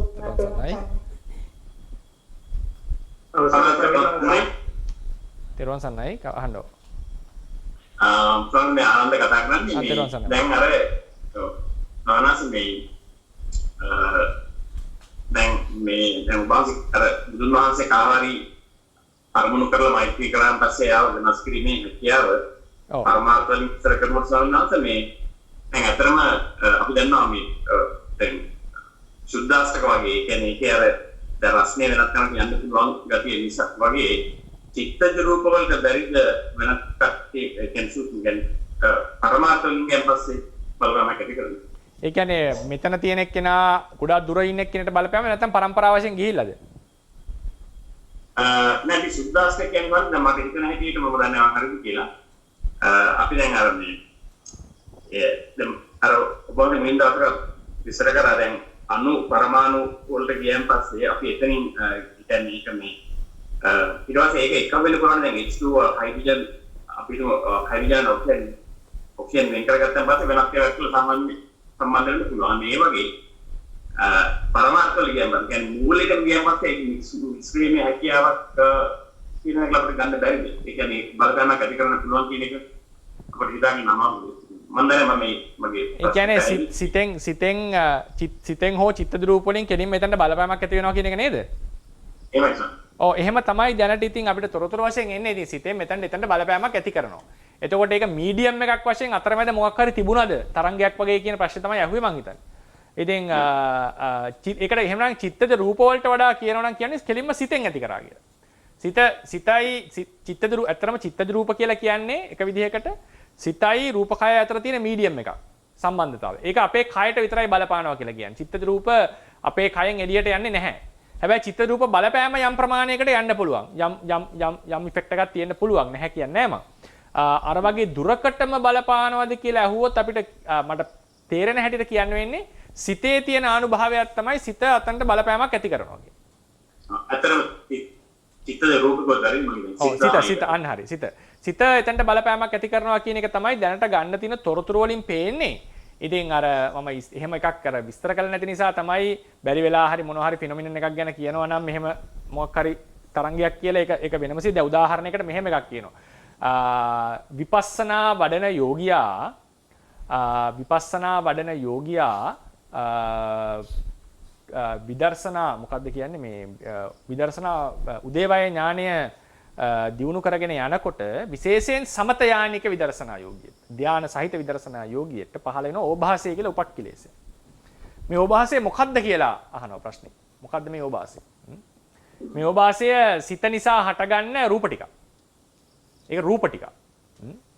ඒ ඕභාස සමහරුන්ගේ මුළු ශරීරයේ ආලෝකමත් වෙනින් පස්සේ සමහර ඕභාස පැතිරෙනවා. එතකොට ඒක ශරීරයෙන් එළියට යනකොට ඍතුජ වෙනවා. ඒ වගේ ඉතින් ඒ සමහරුන්ට මේ ඒක අනිත් අයට පේන්නේ නැහැ ආලෝකය. යෝගාචරයට විතරයි පේන්නේ. යෝගාවචරයට. එතකොට සමහරලාට යොදුන් ගණන් ඒ ලයිට් එකක් වගේ යාගේ සිතෙන් පැතිරෙනවා. ඒ නිසා ඒ වගේ සිද්ධි තියෙනවා. එතකොට ඒ නිසා අපිට අර සමහරලාට කියන්න පුළුවන් සිත නිසා මොකක් හරි රූප ටිකක් මෙයා වෙලා එතනට ගිහිල්ලා හැප්පුණා කියලා කවුරු හරි කිව්වොත් අපිට එකපාර ඩිනයි කරන්න බැරි බවක් තියෙනවා. නමුත් ඒක මේ මෛත්‍රී වඩනකොට ඒකමද වෙන්නේ කියලා කවුරු හරි આવොත් එහෙම ඒක ටිකක් too much වෙන්නත් පුළුවන් සමහර විට. මොකද අපි සාමාන්‍ය මිනිස්සෙක් වඩනකොටත් එහෙනම් යම් බලපෑමක් තියනවාද? ඒතර කො එහෙනම් එහෙම ඒ වගේ බලපෑමක් තියෙනවනේ ලොකු ඉෆෙක්ට් එකක් තියෙන්න ඕනේ. ලොකු කතාවක් වෙන්න ඕනේ. ලොකු පරිවර්තනයක් වෙන්න ඕනේ ලෝකේ එහෙනම් මිනිස්සු වඩන මෛත්‍රී ආදී නිසා. ඉතින් එහෙම පේන බවකුත් නැහැ ප්‍රායෝගිකව. ඉතින් හැමුත් දේශනාව හැටියට තේරවාදයේ හැටියට තියෙනවා අර වගේ ලයිට් එකක් එළියට යන්න පුළුවන් බවකුත් තියෙනවා. ඉතින් ඒ නිසා ඒ වගේ නිසා තමයි ටිකක් අර දෙපැත්තටම උත්තරේ කිව්වේ සිතෙන් කෙලින්ම ඔබතුමා යෝජනා කරනවා වගේ සිතෙන් කෙලින්ම බලපෑමක් ඇති වුණා කියන එකත් අපිට කියන්නට පුළුවන්. මොකක් හරි අර වගේ গুপ্তමය දෙයක් වෙලා රූපමය බලපෑමකින් වුණා කියලා කියන්නත් බැරි කමක් නැහැ. ඉතින් අර ඒ නිසා තමයි ඒක අදහසක් ලෙස තමයි කියන්නේ. බොහොම පිං. හොඳයි සර්. ඒක අනිත් දැන් මේ තව ප්‍රශ්නයක් එකට සම්බන්ධයෙන් දැන් බුදුන් වහන්සේ අර ඉස්සලා කියපු උපාසකයාට බලපෑම ඇති කරලා මේ එයාව වෙනස් කරන්න පුළුවන් වුණා වගේ නමුත් ඔක්කොම කරන්න බෑනේ මොකද ඒ පුද්ගල අනුබද්ධව යාවි දින හැකියාවක් තියෙන තෝරන්නේ තියෙන පැහැදිලිව නැත්තම් මේ චුන්දසූකරේකවත් වෙනස් කරා මුනේ නම් උන්වහන්සේ මුළු ලෝකෙම වෙනස් කරා අනිවාර්යයෙන් එයාගේ මොන හරි සුළු අන්න හරි එයාගේ පොටෙන්සි එකක් දකින්න ඇති ඔව් නැත්තම් ඉන්නවනේ දැන් බුද්ධ වේනෙය්‍ය ශාවක වේනෙය්‍ය ඊට පස්සේ කට්ටියක් ඉන්නවා බුදුවරු 100ක් ලක්ෂයක් පහළවත් වෙනස් කරන්න බැරි කට්ටියක්. ඒක නියත වෙච්ච අය මිත්‍යා දෘෂ්ටිය. ඒ නිකන් නියත මිත්‍යා දෘෂ්ටිය නෙවෙයි. ඒක නියත මිත්‍යා දෘෂ්ටියත් භාවනාවක් කරලා එන්න ඕනේ. මම මේක දික්ටි කතාවේදී කියන්න. නියත මිත්‍යා දෘෂ්ටියත් භාවනා කරලා ප්‍රැක්ටිස් එකක් කරලා ඉගෙනගෙන කටපාඩම් කරලා එහෙම කරලා ආපු කෙනා තමයි ඔය නියත වෙන්නේ. අනිත් එක්කෙනා නියත නෑ. නිකන් ඔය ඩොක්ටරින් එකක් ෆලෝ කරපමණින් මරණයක් නැහැ, උප්පත්තියක් නැහැ කියලා. එයා නියත කෙනෙක් නෙවෙයි. නියත වෙන ක්‍රමයක් තියෙනවා. අපේ කෙනේ දැන් අපෙත් ඉන්නවනේ සාමාන්‍ය බෞද්ධයෝ ඉන්නවා, ආර්ය ශ්‍රාවකයෝ ඉන්නවනේ. නිකන් කෙනෙක්ට ආර වෙන්න බෑනේ හොඳට ප්‍රැක්ටිස් කරන්න එපේ. අර වගේ ඒ නියත මිත්‍යා දෘෂ්ටි දාසනේත් එයා ඒව ඉගෙනගෙන අපි වගේ ධර්මයේ ඉගෙනගෙන කටපාඩම් කරලා දරාගෙන ඊට පස්සේ ගිහලා භාවනා කරන්න ඕනේ මානසිකාර කර. ඒ කියන්නේ හොඳට හිත එතකොට තමයි හිත වැඩිලා කියන්නේ දියුණු ඒ සමාධිය දියුණු වෙලා එක වෙලාවක අපේ මාර්ගඵලයටපත් වෙනවා වගේ ආර්ය ශ්‍රාවකෙක් එයාට මිච්ඡත්ත නියාමයේ පහළ වෙනවා. ඒක මිච්ඡත්ත නියාමයේ පහළ වීතිය ගැන පවා කියනවා. ඒක තදාරම්මන නැහැ. ඒක මේ වගේ සිතක් පහළ වෙන්නේ. ඒක පහළ වුණාට පස්සේ එයා අපේ ආර්ය ශ්‍රාවකයේ දිවි ගියත් ශාසනය අතහරින්නේ නැහැ වගේ මේ ජීවිතය ඇතුලේ ඒ මිනිස්සයා බුදුවරු ලක්ෂයක් බණ කිව්වත් වෙනස් වෙන්නේ නැති කෙනෙක් බවට පත් වෙනවා. ඉතින් ඒ වගේ මේ ඒක නිසා තමයි එක තැනක තියෙනව නේද? දුරක්කාතේ ධර්ම විනේ කුසීත මිනිස්සයා සැපෙන් ඉන්නවා කියලා කියන්නේ. දුරක්කාතේ ධර්ම විනේ මේ උත්හාන වීරයෙන් වැඩ කරොත් භයානකයි කියලා කියන්නේ ඕක පදනම් කර. එක හේතුවක්. එක හේතුවක්. ඉතින් ඒ නිසා මේ ස්වක්කාතයේ අනිත් පැත්ත.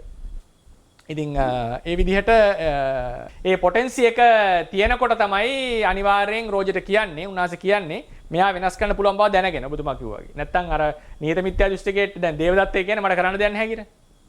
ඉතින් ඒ වගේ මේ කතාව හරි දෙපැත්තම තියෙන්න ඕන. එතකොට දෙව්දත්තට මේ මිත්‍යා දෘෂ්ටි නෑ. එයා අනන්තරීය කර්ම කරපු නිසානේ එයා වෙනස් කරන්න බැරි උනේ. එයා බේර ගන්න බැරි උනේ. නමුත් එයාගේ හිත සෞම්‍ය වෙනවා අන්තිමට. අර මිය යනකොට එයා සරණ යනවනේ බුදුන් සරණ යනවනේ. පානේහි බුද්ධං සරණං උපේමි කියලා. අවසරයි සමිනාංශ මම අරදීප පෙරවන් සම්මානවදී. පෙරවන් සමිනාංශ මේ දැන් අර අපි තේජෝ අධික රූප කලාපයක් සහ තේජෝ ධාතු අඩු රූප කලාපයක් එකට ලං කරපුවාම අරකට බලපානවා කියලක දැන් සමිනාංශ සීතල කියන්නේ තේජෝමනේ. හරි. ඒක සමිනාංශ අනිත් පැත්තට ගන්නත් පුළුවන් නේද අපිට? සීතල කියන්නේ තේජෝමයි. එතකොට නෑ ඒකේ මෙහෙමනේ දැන් සීත තේජෝ උෂ්ණ තේජෝ කියලා අපි කියනවා. නමුත් කොතනින්ද බෝඩර් එක කියලා කියන්න පුළුවන්. බෝඩර් එක කියන්න බෑ සමහරවිට මම කිව්වේ දැන් අනිත් රූප කලාපෙන් මේ පැත්තට එන්න පුළුවන් කියලා කියන්න පුළුවන් නේ කෙනෙකුට. ඒක හොඳ තරකයක්. ඒ කියන්නේ ඒක නම් ඔව් අයිස් දෙයක් තියලා රස්න දෙයක් තිබ්බම අරක කූල් වෙනවා යත් වෙනවනේ නේද? එතකොට දෙපැත්තම කියත හැකි දෙපැත්තම මම ඉතින් සාමාන්‍ය උදාහරණයක් ගත්තේ ගින්න ලං වෙනකොට නැත්නම් මොන හරි රත් වෙච්ච කේතලයක් තියලා අනිත් එක මොන හරි දෙයක් තිබ්බම දෙකම රත් වෙලා තියෙනවනේ යම් ප්‍රමාණයකට. අරකේ අඩු වෙලා මේක වැඩි වෙනවා. ඔබතුමායි තරකේ හරිද? අයිස් එකක් ගෙනාවොත් අයිස් එකෙත් ඒ අයිස් අරකේ අයිස් සීතල අඩු වෙලා අනිත් එකේ සීතල වැඩි වෙලා තියෙනවා. හැබැයි උෂ්ණයකකුයි සීතලයකකුයි ගෙනාවොත් එහෙම එතනදිත් දෙපැත්තටම අන්‍යමන්‍ය බලපෑම සිද්ධ වෙයි. නමුත් දැන් සාමාන්‍යයෙන් මම ව්‍යවහාරයේ කිව්වොත් එහෙම දැන් අපි හිතමු උෂ්ණ කේතලයක් ගෙනල්ලා සීත කෝප් එකට සාමාන්‍ය කෝප් එකට ලං කරලා තිබුණොත් අරකේ සීත මේකේ උෂ්ණයට බලපෑවට වඩා අපි කියන්නේ මේකේ උෂ්ණයෙන් අරකටත් උනා කියන එක. නමුත් අර මම ප්‍රායෝගික ඒක සාමාන්‍ය ධර්මයේ කියන්නේ එහෙමයි. සමුත් ප්‍රායෝගිකව ප්‍රශ්නයක් එනවා මේ අරකේ උෂ්ණයත් අඩු වෙනවා. එතකොට තමයි ඔබතුමා කියපු තරකේ විදිහට මේකේ සීත බලපෑවද කියලා කියන්න වෙන්නේ. නමුත් සීත කියන තේජෝ එකල්ලේ සලකන්නේ සාමාන්‍යයෙන් අයිස් කැටයක වගේ ඒ වගේ මට්ටමක. ඒ වගේ නිකන් ගොඩක් සැරයක තමයි ගන්න සාමාන්‍ය. ඒ වසවනස පුංචි ගැටලුවක් තියෙනවා මේ කාලාන්තරයක් තිබ්බ ගැටලුව. මේ සම්දාස ඒක සෛලික ජීවීන්. අපේ මොකෝ ඒ ජීවීන්ට විඥානයක් තියෙනවද කියන ප්‍රශ්නයක් සාමිනවාස තිබුණා අපිට ගොඩක් මේ අපිට ගත්තයිද උත්තරයක් හම්බුනේ නැහැ උන්වහන්සේගෙන් පිටුර බලාපොරොත්තු වෙනවා. ඒක සෛලික ජීවීන් ඒ වගේම දිලීර බැක්ටීරියා වගේ අය සත්ව ගණයට අයිති වෙනවද කියලා ප්‍රශ්නයක් තියෙනවා. කියන්නේ බුදුදහමෙන් කියන සත්ව ගණයට මම අදහසක් දක්වන්නම් වැඩේ තවත් අවුල් වෙයිද දන්නේ නැහැ. කමන්නේ අදහසක් මම දක්වන්නම්. එතකොට මේ මොකද උත්තරයක් නම් බලාපොරොත්තු වෙන්නේ මට අදහසක් තමයි කියන්න තියෙන්නේ. මම කරුණු කීපයක් කියන්නම් පැතිකඩ කීපයකින් හිතන්නට මම උත්තරයක් දීම. එතකොට බලමු අපි එකකින් උත්තරයක් එනවද කියලා. ඒකේ දැන් ওই ප්‍රශ්නේ පැති දෙකට කඩා ගන්න. සෛල කියලා ගත්තම ජීව විද්‍යාත්මකව තියෙනවා සත්ව සෛල සහ ශාක සෛල කියලා නේ. සත්ව සෛල සහ ශාක සෛල කියන දෙකක් නේ. එතකොට ජීවය ගත්තම විද්‍යාත්මක. දැන් විද්‍යාත්මක ප්‍රශ්නේ අහන්නේ. ජීව විද්‍යාත්මක. ඒක හොඳ ප්‍රශ්නයක් ඒක. මොකද බැක්ටීරියා තියෙනවා. අපි දැන් මරනවා. වෛරස් එක මරනවා. මේවා මරනවා කියලා බෙහෙත් ගන්නවා. එතකොට මේ සත්වෙක් මරනවද කියලා ප්‍රශ්නේ ඉන්න පුළුවන්. ඒකේ පළවෙනි එක තමයි මම හිතන්නේ ජීව විද්‍යාත්මකවත් වෛරස් එක නම් ජීවියෙක් නෙවෙයි. වෛරස් එක කියන්නේ ජීවය අජීවය අතර වගේ තියෙන එකක් නේ. ඒ නිසා වෛරස් එකක් පැත්ත කරනවා බැක්ටීරියා කියන ප්‍රශ්නේ තමයි ඉන්නේ. මොකද බැක්ටීරියාව ජීව විද්‍යාත්මක ජීවියෙක්. ඊට පස්සේ දැන් මේකේ තියෙන කොටස් දෙක තමයි සත්ව සහ ශාක. සත්ව ශාක කියන එක බුදුදහමේ කෙලින්ම අජීවි. මේකේ ජීව වුණාට බුදුදහමේ හැටියට අජීවි. ඒ නිසා මේක ගැන ප්‍රශ්නයක් එන්නේ නැහැ. මේක තමයි ප්‍රශ්නේ. දැන් බැක්ටීරියා වගේ ඒවා ගත්තා. ඇත්තටම ජීව විද්‍යාත්මකව බෙදීම එන්නේ ටිකක් වෙන ක්‍රමයකට. මේක සත්ව කියන එක එකක්, ඊට පස්සේ බැක්ටීරියා පහක් තියෙනවානේ. මේ කොටස් පහකට කැඩෙන්නේ මේක. සත්ව කියන එක, බැක්ටීරියා, ඊට පස්සේ මට මතක් වෙන්නේ ඔය ක්‍රම පහකට මේක කැඩෙනවා. ප්‍රොටිස්ටොස් නේද? ප්‍රොටොසෝන් එහෙම පහක් තියෙනවානේ. එතකොට ඒකේ මේ ශාක කියන එක අජීවී කියලා අපි කතා කරලා තියෙනවා. සහ ඔය මොනවද දිලීර වගේවත් මේ ගණයට බොහෝ දුරට යන්නේ. ඉතින් ඒකෙදී පරමත්ත දීපණී කියනවා තර්කය ඇයි ශාකයක් වැඩෙනවා? ශාකය වැඩෙනවා. බුදුරජාණන් වහන්සේ කියනවා මේ ශාකය සහ පොළව. ශාක සහ පොළව කියන දෙකම ඒ කාලේ මිනිස්සු ඒකේන්ද්‍රීය ජීවීන් ලෙස සැලකුවා. දෙකම පොළවත් සැලකුවා. ඒ නිසා තමයි ගස් කපන්නත් එපා වගේ පොළොව හරන්නත් එපා වගේ භික්ෂුන්ට. ඒ මිනිස්සුන්ට ගරු කිරීමක් ලෙස. නමුත් පාපයක් සිද්ධ වෙන්නේ නැහැම කරා කියලා. මොකද ඒක ජීවයක් නෙමෙයි. ඇයි ඒක ජීවයක් නොවෙන්නට කියලා තර්කයේ ගේනවා. ඒක විස්තරය කරගන්නවා. ඒකට කියන විවරණය තමයි සත්‍යය යනු කර්මයක නිර්මාණයක්. මම නිතරම කියලා ඇති ඔය. එක භවයක තියෙන සම්පූර්ණ ඉන්ධනය තමයි කර්මය. කර්මය. එක කර්මයක් තමයි මේ තනිකර භවයේම ගවර්න් කරන්නේ. භවයට තියෙන ශක්තිය. ඒ කර්මය අවසන් වෙනකොට සත්‍යය මිය යනවා. බහුව කර්ම බලපාන්න පුළුවන් ජීවිතේ. නමුත් එක ජීවිතයක් නිර්මාණය වෙලා පටිසන්ධි භවංග චුති ඔක්කොම නිර්මාණය වෙන්නේ එක කර්ම සිතකින්. එතකොට ඒකේ හැටියට එකම ජීවියා දෙන්නෙක් වෙන්න බෑ කියන එක තමයි තර්කය. එකම ජීවියා දෙන්නෙක් වෙන්න බෑ කියන එක. එතකොට තමයි උනාස උදාහරණ කියන්නේ ගසක් දැන් මාව දෙකට කැපිලා දෙන්නෙක් වුණොත් එකම කර්මය එක්කෝ ජීවීන් දෙකක් හදලා තියෙන්න ඕනේ. ඒතර විඥාන දෙකක් වෙන්නට ඕනේ. මේ වගේ කම්ප්ලිකේෂන්ස් ගොඩක් එනවා. ඒ නිසා එතකොට ප්‍රශ්නයක් ඒක නිසා තමයි කියන්නේ සාක කියන ඒවා සත්වයක් නොවෙන්න හේතුව අත්තක් කපලා අත්තක් පැල කරන්න පුළුවන්. ඒ අත්ත තව ගහක් වෙනවා. හරිනේ? ඒ කපලා වෙන. අපේ ඒ වගේ මේ අතක් කපලා ජීවයක් කරන්න බෑ. අතක් කපලා ජීවයකට සාමාන්‍යයෙන් පණුවා කියන සතා කැපුවොත් එහෙම දෙකට එක කොටසක් ජීවත් වෙනවා අනිත් කොටස මැරෙනවා ටික වෙලාවක.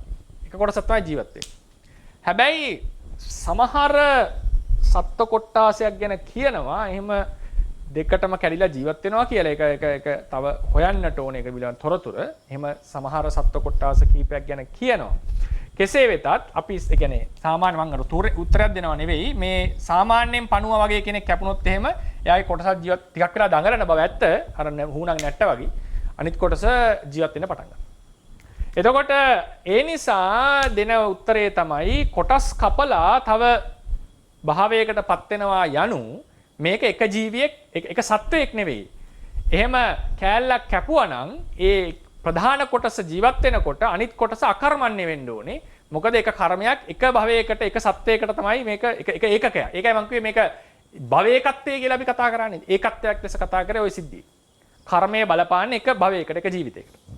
එතකොට ඒ තර්කය ගෙනාවොත් අපි උදාහරණ ඒ තර්කය ගෙනාවොත් ඒක සෛලික ජීවීන්ගේ තියෙන සමහර ජීවීන්ගේ තියෙන ලක්ෂණයක් තමයි විකණ්ඩනය වෙලා දෙන්නේ බවට පත් වෙන්න පුළුවන්. මෙන්න බවට පත් වෙනවා. එතකොට මේ න්‍යායෙන් ආවොත් එක කර්මයකින් නිපද වෙච්ච සත්වයක් නම් මේ දෙකට කැඩීම බිඳීම කියන කතාව උඩ අවසානයේදී අපිට සාකවලට සමාන සිද්ධියක් තමයි බැක්ටීරියාවල සාමාන්‍යයෙන් සිද්ධ වෙලා තියෙන්නේ. එතකොට ඒක දෙන්නෙක් නෙවෙයි ඒ කියන්නේ එහෙම කැඩිලා ජීවත් වෙනවා යනු එක සත්වයේගේ ලක්ෂණයක් නෙවෙයි සාකවල බඳු ලක්ෂණයක් කියන එක තමයි ඒකේ අදහස. නමුත් දැන් ඊට පස්සේ බලන්න අපි දැන් මිනිස්සයා කියන සත්වයා ගත්තමත් අපි කියන්නේ එක සෛලයකින් ඇති වෙලා ඒ සෛල බෙදිලා තමයි මේක හැදිලා තියෙන ශරීරය. ඉතින් එතනත් බෙදීම් ගොඩක් තියෙනවා. නමුත් ඒවා හැම එකක්ම ජීවයක් ලෙස ගන්න නැහැ. මේ එක ඒකකයේ තමයි එක ජීවයක් ලෙස අපි සලකන්නේ. ඉතින් ඊළඟට දැන් මම ওই මාතෘකාව මේ ඩිස්කෂන් එකක් ලෙස ගන්නම් කර්මය කියන පාඩමේ තව තොරතුරු කීපයක් කතා කරන්නට තියෙනවා මේක සම්බන්ධයෙන්. සංසේදජ සත්වයා ගැන ඔක්කොම අරගෙන මේක ගැන පොඩි ඕවරෝල් අදහසක් දෙන්නම්. දැනට මට කියන්නට තියෙන්නේ සාමාන්‍යයෙන් සත්වයේ දැන් පරමත්ත දීපනයේ හැටියට සාකය කර්මජ නොවනවා කියන එකට දෙන සාධකය මම කියන්නේ. ඒක තමයි සාකයක කොටසක් කපලා වගා කරාම පැල කරාම ඒක තව සාකයක් වෙනවා යනු ඒක මනුස්ස අතකට නොවෙනවා කියන එකේ වෙනස තමයි මනුස්සයා anu කර්මයෙන් ජීවත් වෙන කෙනෙක් සාකයකට කර්මයේ එසේ බලපා නැත. ඕක තමයි සාමාන්‍ය උත්තරේ.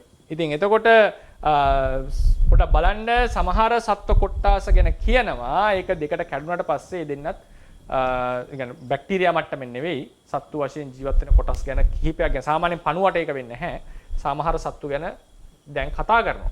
ඉතින් ඒක ඒ කතාව ඇත්තනම් එහෙම දෙකට කැඩිලා ජීවත් වෙන්න පුළුවන් නම් බැක්ටීරියාවකුත් දෙකට කැඩිලා ජීවත් වෙනවා. එතකොට එහෙමනම් කොහොමද ඒක ධර්මානුකූලව විස්තර කරන්නේ? බැරි වෙලා හරි සත්වයක් දෙකට කැඩලා ජීවත් වෙනවා කියන එකේ අර්ථය මොකක්ද? එහෙම වෙන්න පුළුවන්ද කොහොමද? එතකොට එකක තමයි කියන්නේ දැන් මේ දෙකට කැඩනම එක සත්වයා දෙන්නෙක් වෙන්නේ නැහැ තේරවාදයේ හැටියට. ඒක විය නොහැකි. සමහර නිකායවල ඒක සමහර අදහස්වල තිබිලා තියෙනවා මේ ඔය එක්කෙනා දෙන්න තුන් දෙනා වෙච්ච අදහස් ඔය ෆිල්ම් එකක් ගියේ ලිටල් බුද්දා කියලා නේද? ඒක එහෙම එක්කෙනා තුන් දෙනෙක් වෙච්ච කන්නේ කියන්නේ. තේරවාදයේ හැටියට එහෙම නැහැ. එකම සත්වයා තමයි දිගටම යන්නේ එකම චිත්ත පරම්පරාව. ඉතින් එතකොට බැරි වෙලා හරි දෙකට කැඩිච්ච වෙලාවක සත්වයක් නම් ඒක වෙන්න වෙන්නේ මම උදාහරණයක් වෙනවා නම් වෙන්න වෙන්නේ තව මොකක් හරි විඥානයක් තව සත්වයක් එතන ප්‍රතිසන්දි ගන්න වෙනවා ඒ කය ඇතුලේ. ඒ කය ඇතුලේ මොකක් හරි ඒක නිකන් මිනිස්යන්ට වගේ වෙන එකක් නේ මොන හරි සමහර ජීවින්ට එක එහෙනම් වෙන්නට වෙනවා. එතකොට තමයි එයාත් ජීවියෙක් වෙන්නේ මෙයාත් ජීවියෙක් වෙන්නේ. ඉතින් ඒ නිසා ඔය පැති දෙක තුනම මට තොරතුරු තියෙනවා කතා කරනවා නම් ඇයි දැන් උදාහරණයකට මේකේ දෙකට කැඩුනට පස්සේ දැන් අපි මේක ජීවියෙක් කියලා උදාහරණයක් හිතමුකෝ. ජීවියෙක් නම් මේක දෙකට කැඩුනට පස්සේ මේ දැන් සාකේ නම් කියනවා එහෙම දෙකට කැඩලා තව එක්කෙනෙක් වර්ධනය වුණාම මෙයා ජීවියක් නෙවෙයි කියලා. දැන් මෙතන බැක්ටීරියා දෙකක් වුණාම මේක ඒ ඇනලොජි එක ගත්තොත් මේක ජීවියක් වෙන්න බෑ. මොකද හේතුව සාකයක් වගේ දෙකට කැඩිලා දෙන්නම ජීවත් වෙනවා. මොකද ඒකෙදි චලනයක් සිද්ධ වීම ආහාර ගැනීම කියන එක අදාළ වෙන්නේ නැහැ සත්වයක්යයි තීරණය කිරීමට. ප්‍රධාන වශයෙන් කර්මයේ බලපෑම තමයි තේරවාදීට බලන්න ඕනේ. කර්මයේ බලපාන්න පුළුවන්ද? කර්මය නිසා මෙතන විඥානයක් හටගන්න පුළුවන්ද කියන ප්‍රශ්නේ තමයි උතන දෙන්නේ. හරිනේ? එතකොට මෙතන එහෙම හටගත්තොත් හට ගන්නට වෙන්නේ තියෙන සර්ෆේස් එක තමයි විඥානේ හට ගන්නට වෙන්නේ. ඉතින් ඒක ධර්මයට එකඟද? ධර්මයට වළංගුද කියන ප්‍රශ්නය આવොත් මිනිස්යාගේ උප්පත්තිය සිද්ධ වෙන්නේ මේ වගේ සිද්ධියක. ශුක්‍රාණුවක් සහ ඩිම්බයක් එකතු වුණාම ඒ හැදෙන එක ඇසුරු කරන් තමයි කලර රූපය හටගන්නේ. කලර රූපේ නිකන් ආසෙ හටගන්න බෑ. කලර රූපෙට නිකන් වෙන තැනක හටගන්නට බෑ. ඒක හටගෙන තියෙන්නේ මොකක් හරි සෛලයක් පදනම් කරගෙන. ඒතකොට ඒකෙන් තමයි DNA ටික ඒ වර්ධනය වෙන සෛලයට ඇවිල්ලා තියෙන්නේ. ඉතින් ඒ නිසා මේක විකණ්ඩණය වෙච්ච වෙලාවේ විඥානයක් මෙතනට බැසගත්තා කියලා කවුරු හරි තර්ක කරොත් ඒක එකක්. එතකොට ඒ කැඩෙන හැම බැක්ටීරියා එකක්ම හැමතිස්සෙම ජීවත් වෙනවා නම් එහෙනම් කැඩෙන වාරයක් පාසා විඥාන ඇවිල්ලාද කියන ප්‍රශ්නේ මතු කරන්නට පුළුවන්. ඉතින් ওই වගේ පැතිකඩ කිහිපයකින් හිතන එකක් තමයි කියන්නේ. මම ඒකයි කිව්වේ මේකට උත්තරයක් නෙමෙයි මට තොරතුරු ගොඩක් තමයි දෙන්නට වෙන්නේ. තවත් ඉතින් විශ්ලේෂණය කරලා මම කර්මය කියන පාඩමේදී තව මීට වඩා නිර්වුල් ලෙස මේක පාර ප්‍රශ්නයක් අහපු නිසා නිර්වුල් ලෙස විවරණයක් දෙන්න. දැනට ඔහොම තැනක මම නතර වෙනවා. බොහොම පින් අපේ හඳුනන්නේ අදහසක් තමයි අපි බලාපොරොත්තුනේ මේ කර්මයේ පාඩමේදී තව ප්‍රශ්න ටිකක් තියෙනවා අපි අහන්න බලාගෙන ඉන්න නිසා වෙනවා. හොඳයි. කොහොමත් පින්. හරි. ඊට පස්සේ අවසරයි ස්වාමීන් වහන්සේ සරණයි. හරි දරුවසන්නයි අහන්න. මයික් එක දෙන්න. එතකොට අර පොරයක් හැදුවහම තවතක් වෙනවා කියලා එතන අදහසක් තියෙන්නේ මොකක්ද එතකොට? මේ සමාජ සම්මතයට ගරු කරන්නනේ කරේ. සමාජයේ හිතන් ඉන්නවා මේ සත්වයා ඒක ඉන්ද්‍රිය ජීවියෙක් කියලා ශාකය ඒකට ගරු කරන්න හානි කරන්න එපා කියලා කිව්වා. ඉතින් ඒක අපිට ඇඩ් කරන්න පුළුවන් පරිසරයට වෙන හානිය අවම කරන්න මේ දැන් විනය ශික්ෂාපදයක් පනවන්නේ යම් නිදානයක් හේතු කරගෙන. නමුත් ඒ නිදානයේ සඳහා විතරක් නෙවෙයි ශික්ෂාපදේ පනවලා තියෙන්නේ. තව ගොඩාක් කරුණු කාරණා හේතු වෙනවා. විශේෂයෙන් කරුණු 10ක් ගැන කියනවනේ. ඊට අමතරවත් කරුණු අපිට ගන්නට පුළුවන්. ඉතින් ඒ නිසා පරිසරයට වෙන හානිය ඊට පස්සේ ඒක ඔක්කොම වර්ධනය කරන්න තමයි ශික්ෂාපදේ පනවලා තියෙන්නේ. එහෙම නැතුව මේ පාපයක් වෙන නිසා නෙවෙයි. පාපයක් වෙන නිසා නෙවෙයි. සන්නංශ තාපොඩි ප්‍රශ්නයක් මුලින් අහම් ප්‍රශ්නකට අදාළව අර ගහකින් කොලයක් කරනකොට අලතක් සිද්ධ වෙනවා කියන කතාවේදී. ඔව්. එතන ස්වාමීන් බුදුන් වහන්සේ ඒ වගේ දෙයක් පරවන්නේ නැත්තේ මේ ඇත්තම නේ ස්වාමීන් වහන්සේලාගේ සංවරය ගැන ලකුවට කසනා වෙලා තියෙනවා නේ. දැන් වර්තමානයේ සංවරය නැති කරක් තියෙනවා. එහෙම එක යුනිට් එකකට ඒ සංවර භාවය රැකගැනීම සඳහා ඒ වගේ දෙයක් කරන්න පුළුවන් නේ ස්වාමීන්. වෙන්න පුළුවන්. ඒ කියන්නේ බුදුවරයෙක් ශික්ෂාපදයක් පනවනකොට ඉතින් උන්වහන්සේ අපි සාමාන්‍ය දෙයක් කරනකොටත් මාත්‍යක් පැතිකඩ කීපයක් හිතනවනේ සාමාන්‍ය ලොකු තීරණයක් ගන්නකොට විශේෂයෙන් අපේ ශිෂ්‍ය පිරිසකට රූල් එකක් එහෙම දානකොට ඉතින් බුදුරජාණන් වහන්සේ වගේ කෙනෙක් ගොඩාක් හිතනවා. දේශනාවේ තියෙනවා දස අත්තවසේ පටිච්ච සික්ඛා ශාවකානං සික්ඛාපදං පඤ්ඤපෙන්ති. කරුණු 10ක් මුල් කරගෙන ශික්ෂාපද පනවනවා. සංඝ සුට්ටුතාය, සංඝ පාසුතාය, සංඝ සුට්ටුතාය. මේක පැනවුවට පස්සේ ඒක අනුගමනය කිරීමෙන් ලොකු පිනක් වෙනවා ශ්‍රාවකයන්. සංඝ පාසුතාය. හරි පහසුවෙන් පවතින්න පුළුවන් සමාජයේ ඕනෝන් අතර භික්ෂුන් වහන්සේලාට. දුම්මං කූණම් පුග්ගලාන නිග්ගහාය. සමහර භික්ෂුන් අතර ඉන්න පුළුවන් ටිකක් වැරදි අදහස් අඩුපාඩු තියෙන අය, පහත් අදහස් තියෙන. ඒ කට්ටියට නිග්‍රහ කරන්න. ඒ කට්ටිය ඒ වරදෙන් මුදව ගන්න. නැත්නම් ඒ කට්ටිය පොඩ්ඩක් පැත්තකට කරන්න. ඊට පස්සේ පේසලානම් භික්ඛූනම් පාසු විහාරයි. සමහර ස්වාමින් වහන්සේලා ගොඩාක් ශික්ෂාකාමී වෙන්න කැමති. හැබැයි අනවශ්‍ය විදිහට හිතනවා. මෙහෙමත් ශික්ෂාකාමී. ඒකට කියන්නේ නෑ ඒ අනවශ්‍ය සිතිවිලි ඕනේ නෑ. මෙතන සංවර වුණාම ඇති. පේසලානම් භික්ඛූනම් පාසු විහාරයි. ඊට පස්සේ අප්පසන්නානම් පසාදාය. අප්‍රසන්න වෙච්ච මිනිස්සුන්ගේ ප්‍රසාදය ඇති වෙනවා. සමහර මිත්‍යා දෘෂ්ටික බ්‍රාහ්මණයෝ පවා විනය පිටකය කියලා බෞද්ධ වෙච්ච අවස්ථාවක් තියෙනවා. ඊට පස්සේ පසන්නානං බියෝ භාවාය. ගිහියා බෞද්ධයන් අතර තව තවත් ප්‍රසාදයේ වැඩිවීම පිණිස. ඊට පස්සේ සම්ප්‍රායික ditta ධම්මිකානං ආසවානං පටිඝාතාය. මෙලොව වශයෙන් සම්යම් වැරදි සිද්ධ කිරීම තුර නිന്ദා අපහාස ඇනුම් බැනුම් ඊට පස්සේ දානීය අඩුවෙන් ලැබීම ඊට පස්සේ සමහර රාජ දඬුවමට ලක්වීම ප්‍රත්‍ය නොලැබීම මේ වගේ ප්‍රශ්න වලට මුහුණ දීමෙන් වළක්වන්නට ඊට පස්සේ සම්ප්‍රායිකානං ආසවානං පටිඝාතාය සමහර වැරදි වැඩ සිද්ධ කරලා ප්‍රාණඝාත මෛතුණිය වගේ ඒවා සිද්ධ කරලා ඒ අකුසල කරලා ජීවත් වෙලා මතු සසර දුක් විඳිනවා ඒක වළක්වීම සඳහා පැවිද්දන්ට ඊට පස්සේ සද්ධම්මට්ටි විනය අනුග්‍රහය භික්ෂුන් වහන්සේලාගේ විනය කියන්නේ සංවර වීම සංවර පංචවිධ විනයට අනුග්‍රහය පිණිස ඔබතුමා කිව්වාගේ සංවරකම ඇති කර ගැනීම පිණිස කෙලෙස් යටපත් කර ගැනීම පිණිස සද්ධම්මට්ටිතිහාය බුදුරජාණන් වහන්සේගේ පරියත්ති ප්‍රතිපත්ති ප්‍රතිවේද ආදී වූ ඒ සද්ධර්මයේ චිරස්ථිතිය පිණිස මොකද ඒ ශ්‍රාවකයෝ භික්ෂුන් වහන්සේලා තමයි ප්‍රධාන වශයෙන් මේක අරගෙන යන්නේ මෙන්න මේ කියන කරුණු 10 පදනම් කරගෙන තමයි බුදුවරයෙක් ශ්‍රාවකයන්ට ශික්ෂාපද පනවනවා කියලා කියන්නේ. ඉතින් සංවරකම කියන එක අනිවාර්යයෙන්ම ප්‍රධානම අංගයක්. ඊට අමතරව අපිට ඕන නම් මිනිස්සුන්ට පරිසරයට වෙන මේවා දායකත්වයේ සතුන්ට වෙන හානි. දැන් උදාහරණයකට එක ස්වාමීන් වහන්සේ කෙනෙක් හදනවා කුටියක් ධනිය ස්ථවිරයෝ. කුටිය හදලා මැටි වලින් හදලා මුළු කුටියම ගිනි තියෙනවා. එතකොට ලස්සන එන්නේ කුටිය. නිකන් දිලිසි තියෙනවා ඒක. හරි බැබලෙන ඒක ලස්සන කුටියක් වෙනවා. ඊට පස්සේ බුදුරජාණන් වහන්සේගේ දැක්කම අහනවා මේ මිනිස්යාට ප්‍රාණීන් කෙරෙහි දයාවක් තිබුණ නැද්ද? ප්‍රාණඝාතයක් වෙලා නැහැ. නමුත් ඒ ගිනි තිබීමෙන් ලොකු හානියක් වෙලා තියෙනවා. ඒ නිසා ඒක ගිහි කෙනෙක් කරා කියලා හේනක් ගිනි තිබ්බා කියලා පවක් එන්නේ නැහැ. නමුත් භික්ෂුවක් වුණාම ඊට වඩා සංවර වෙන්න ඕන කියන අර්ථයෙන් ඒ කුටිය එහෙම කුටි හදන්න තහනම් කරනවා. මේ වගේ ඒ කරුණු කාරණා නිසා උන්වහන්සේ ශික්ෂාපද පනවා ප්‍රධාන වශයෙන් කරුණු 10යි. හැබැයි අපිට තවත් ඒවා ඇඩ් කරලා ගන්නට පුළුවන්.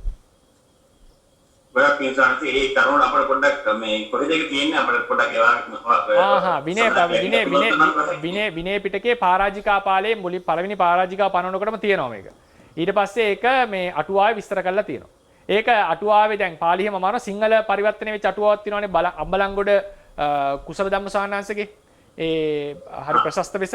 ඒකේ ඕක විස්තර කරලා ඇති ඔය කරුණු 10ම. ලස්සන විස්තරයක් ඇති. දීර්ඝ විස්තරයක් තියෙනවා. පරාජිකා පාළියේ පළවෙනි පරාජිකාව පනවන්න යනකොට ඔය කරුණ කියනවා. එතන අටුවා බැලුවා නම් හරි. සයනස මේ වල ප්‍රශ්නයක් තියෙනවා මේ දැන් ජල බිඳුවක් දැන් ජල බිඳුවක් තියේදී අපි ඇඟිල්ලෙන් ගහද්දී ඒක කුඩා අංශ වලට බෙදෙනවානේ. ඔව්. එතකොට සයනස ඒකේ මේ අර ආපෝ ගතියේ වැඩි හින්දාද නැත්නම් ඒක වෙන්න බෑනේ මොකද අර එකට දින එකක් කුඩා අංශ වලට බෙදෙනවානේ. ඔව් ඔව්. ඒක සයනස කියන එක අර විද්‍යාවම හිතන්න ලේසියි ධර්මයට ඒක වටහා ගද්දී පොඩ්ඩක් සංකීර්ණයි වගේනේ. නෑ මම අදහස් කරේ ආපෝ කියන්නේ ආකර්ෂණ බව ඇත්ත. ආපෝ වල තව ලක්ෂණයක් තමයි වැగిරෙන බව. එතකොට වැగిරෙන බව ආපෝ තියෙනකොට අංශු අතර ආකර්ෂණය අඩු වෙනවා කියලාත් මම කියලා ඇති.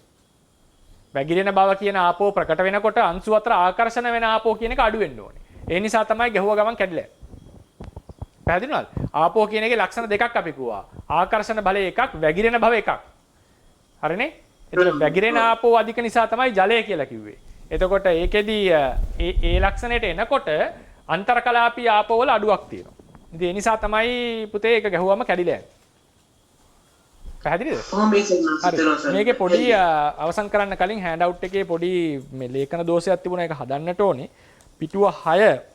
ඒකේ පිටුව 6 1 2 3 4 වෙනි ඡේදයේ ආහො එතකොට 1 2 3 4 5 6 7 7 වෙනි පොලිම 7 වෙනි sentence මොකද 7 වෙනි පේලිය වාෂ්ප ජලයේ බවට හැරීමේදී සිදුවනුයේ අන්තර්කලාපීය ආපෝ ධාතුව අඩු වී වායෝ ධාතුව වැඩි වේ. මෙතන වාෂ්ප ජලයේ බවට හැරීමේදී. ඔව් අනිත් පැත්තනේ වෙන්න ඕනේ. අන්තර්කලාපීයව තියෙන වායෝ අඩු වෙලා ආපෝ වැඩි වෙනවා. වායෝ අඩු වෙලා ආපෝ වැඩි වෙන එක මාරු වෙන්න ඕනේ. ආපෝ අඩු වී වායෝ වැඩි වෙනව නෙමෙයි. වායෝ අඩු වී ආපෝ වැඩි වෙනවා. මේ ආපෝ කියන්නේ මතක තියාගන්න ආකර්ෂණ බලය නෙමෙයි වැగిරෙන ස්වභාවය. වැగిරෙන ස්වභාවය. ආකර්ෂණ බල වශයෙන් ගත්තම වැඩි වෙන්න ඕනේ. හරිනේ? ඒතකොට මේක මේ කතා කරන්නේ මේ වැగిරෙන ස්වභාවය වැඩි වෙනවා වායු ගතිය අඩු වෙනවා කියන එක. මේ සාකච්ඡාව සිදු කිරීමේ රසවත් කරගන්න තියෙන උත්සව සම්භාරය තව තවත් ධර්මඥාන භාවනා ඥාන වැඩි වීමටම හේතු වේවා. බුද්ධ ශාසනයේ චිරස්ථිතිය පිණිසත් මේ කුසලයේ උපනිශ්‍රේ වේවා කියලා අපි ප්‍රාර්ථනා කරනවා. බුද්ධ ශාසනං චිරන් තිට්ඨතු බුද්ධ ශාසනං චිරන් තිට්ඨතු බුද්ධ ශාසනං චිරන් තිට්ඨතු සාදු සාදු